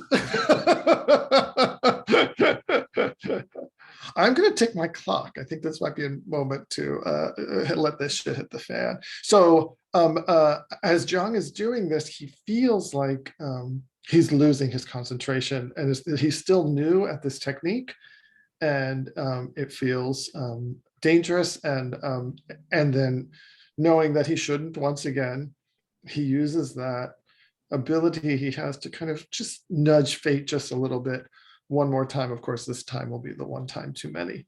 And so I'll nudge that to a 7. Tick my clock to 4 out of 4. Bad news for somebody. And yeah. So then on a 7, what does it say? On a hit, choose one. See what's happening to a specific living being. Read their immediate motives. But my vision is incomplete and cryptic, or someone dangerous becomes aware of my projection. I get to choose which of those, or do you? It doesn't specify. Is there one that you would strongly prefer? I like the idea of me getting the information, but someone finding out. Someone dangerous finding out. Of course, there's other things that are going to happen as well, but someone dangerous becomes aware of my projection. So we're going to see. Let me just understand correctly. The question you're trying to have answered exactly is it what's happening to a specifically living being? No, it's the motives, immediate motives of Daddy Song. Okay. We don't know his name yet.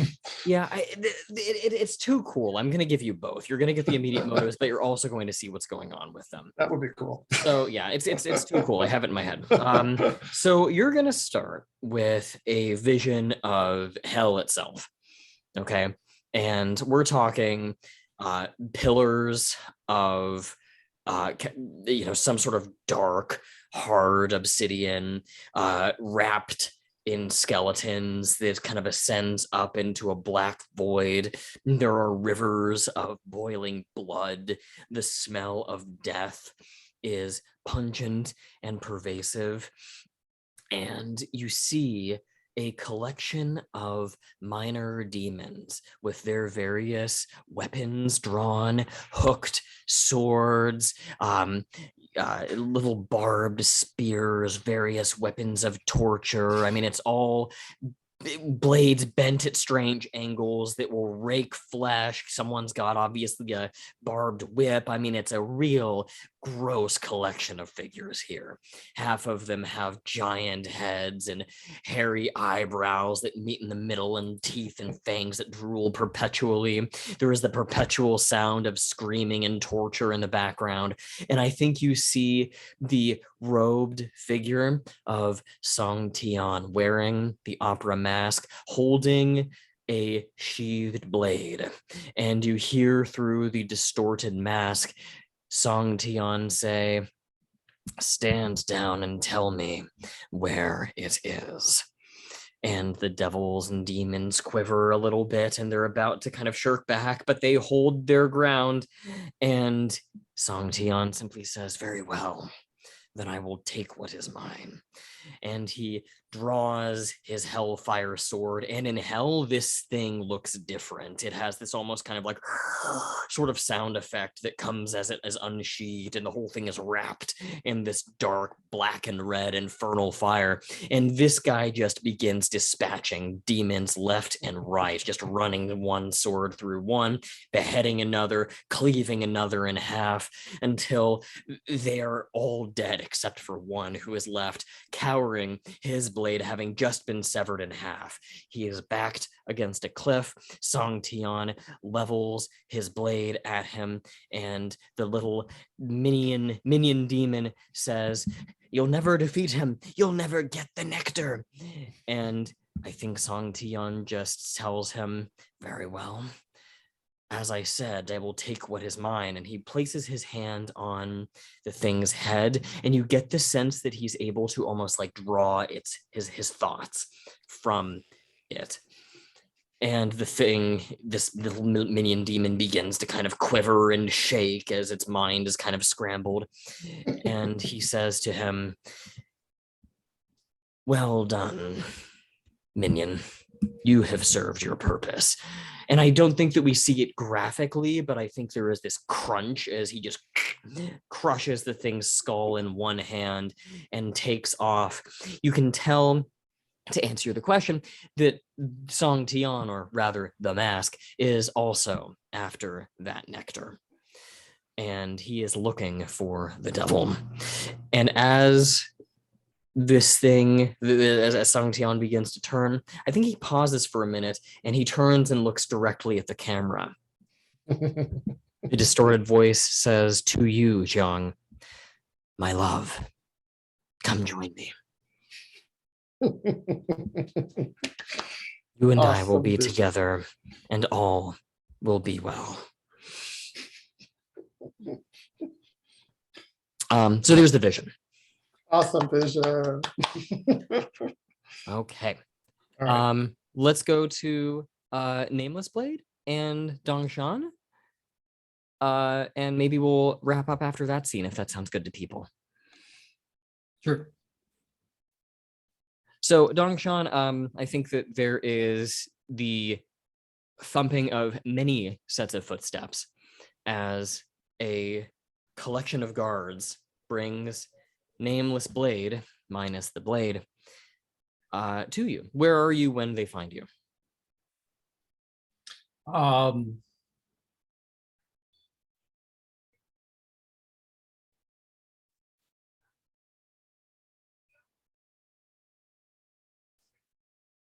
I think just in my quarters, reading.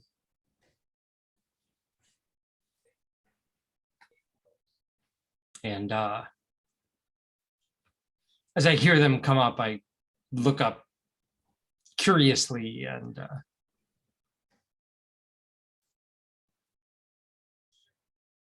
I think before any of my underlings can report what's going on, that's when Nameless Blade just strides right in. assuming that's what you were going to do.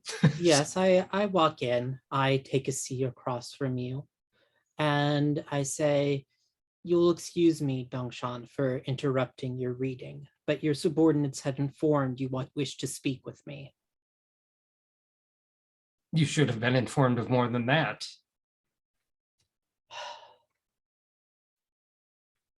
They had mentioned other things, but I was sure that they had simply misinterpreted your commands. Remember where you are.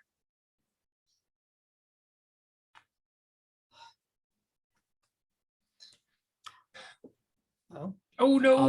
no, I'm still here. I'm still Okay. here. It was just the video was going weird for a second.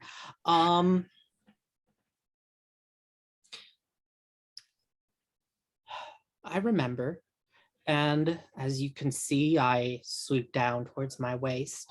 I have brought no blade with me, if you are worried for a repetition of our last meeting.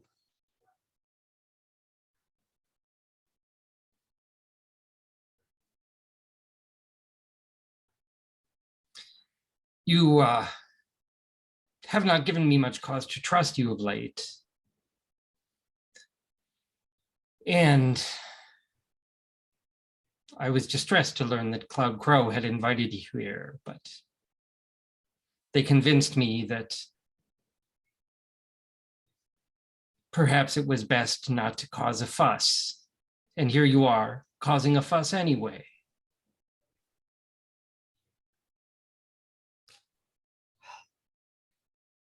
But Dongshan, I am merely I am merely stopping to pay my respects to the master of this place.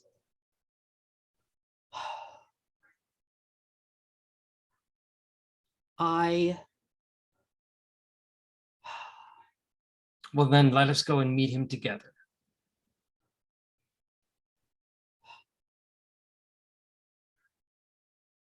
Once your business is concluded, then you can leave. I suspect that that is Cloud Crow's plan.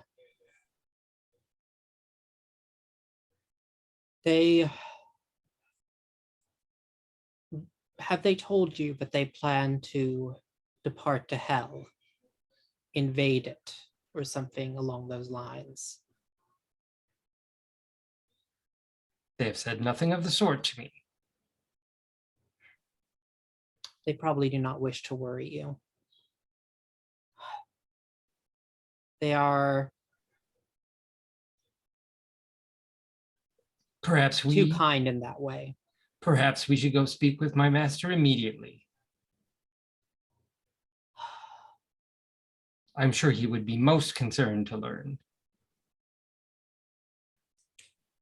I pause and say, "We can go meet with your master, but do you truly wish to reveal to them Cloud Crow's plans? They are not one to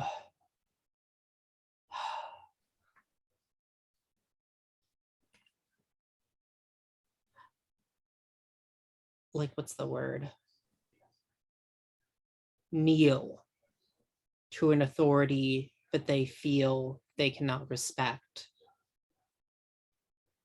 They are, and I think I have a little half grin on my face, impetuous like that. It is that very impetuousness I fear. My master is very concerned for their welfare. Hell is no place for Cloud Crow to be.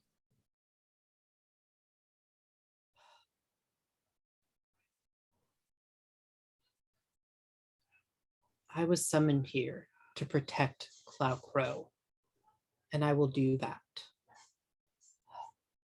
And I am asking you to protect Cloud Crow in another way. Keep the secret that I am entrusting to you. And make certain that whatever plans your master has for Cloud Crow, they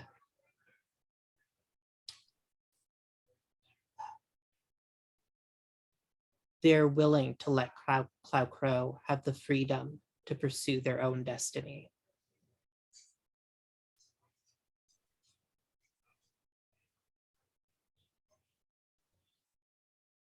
I can only ask, but I think he should know.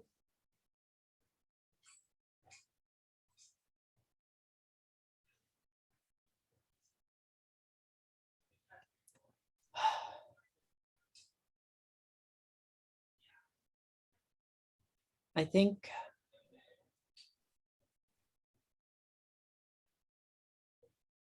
I say, I don't know if we want to do Hearts of Minds here. I don't know if my words are, if Dongshan is particularly susceptible to my words. Not really, no. I mean, I'm a little better disposed to you that you've given me this information, so, but this is Blackwood I Palace. say, I run things. very well. I see that there is no going around that. I apologize for what happened between us before, Dongshan. I know that you have, in a different way than me, the best interests of Cloud Crow at heart. And I'm certain that should the matter come to a fuss, as you say, that you will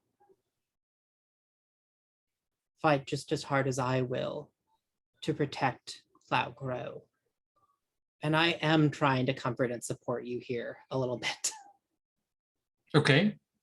If that's cool. I'm Sure. like, again, none of us have bonds, so I'm just trying to work in these comforts and Great support. supports. And honestly, I was about to respond with, on that at least we can agree. Yeah. Mm-hmm. So yeah, comfort and support sounds good. Cool. Let me bring this up here. Let's see. I think that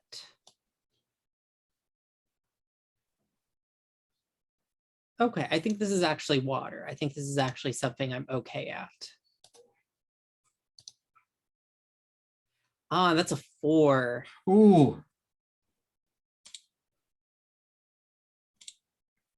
No one's getting any bonds for the rest of this run. So, I mean, David, there's free move here, like for you to make a move here, unless, how do you want to adjudicate it? Yeah, I think that I wonder if at a minimum, maybe start by marking that element. With these kinds of interpersonal things, I'll at least start by giving Dongshan the option as to how they want to react to it. I mean, if however they react, do we cut and one of the guards is actually listening at the door? Oh, I like that. That's a solid one. I like that too. And I'm, pretty much in agreement with Blade, so I don't think I would react poorly. So yes, I think maybe that head guard who is in charge of everybody else is kind of listening at the door, and they get all the information that Blade and Dongshan are talking about. And I think that there's this sort of gasp, and his eyes widen in shock. And I think he's going to take off, just quiet as he can be, down the hall. And who knows what's going to happen with that information. Like I assume like it's not that like you react really poorly, it's that like I stabbed you earlier, and so there's still that in the air between us. Yeah, these things happen in the jungle, but Yeah.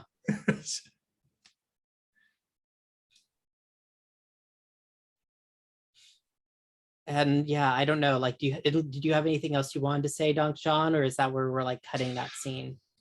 I think that's as far as I know. You had agreed that I was going to at least Yeah. tell Miao Renqing, even if you don't come with. Mm-hmm. Though I would prefer you come with and share the info.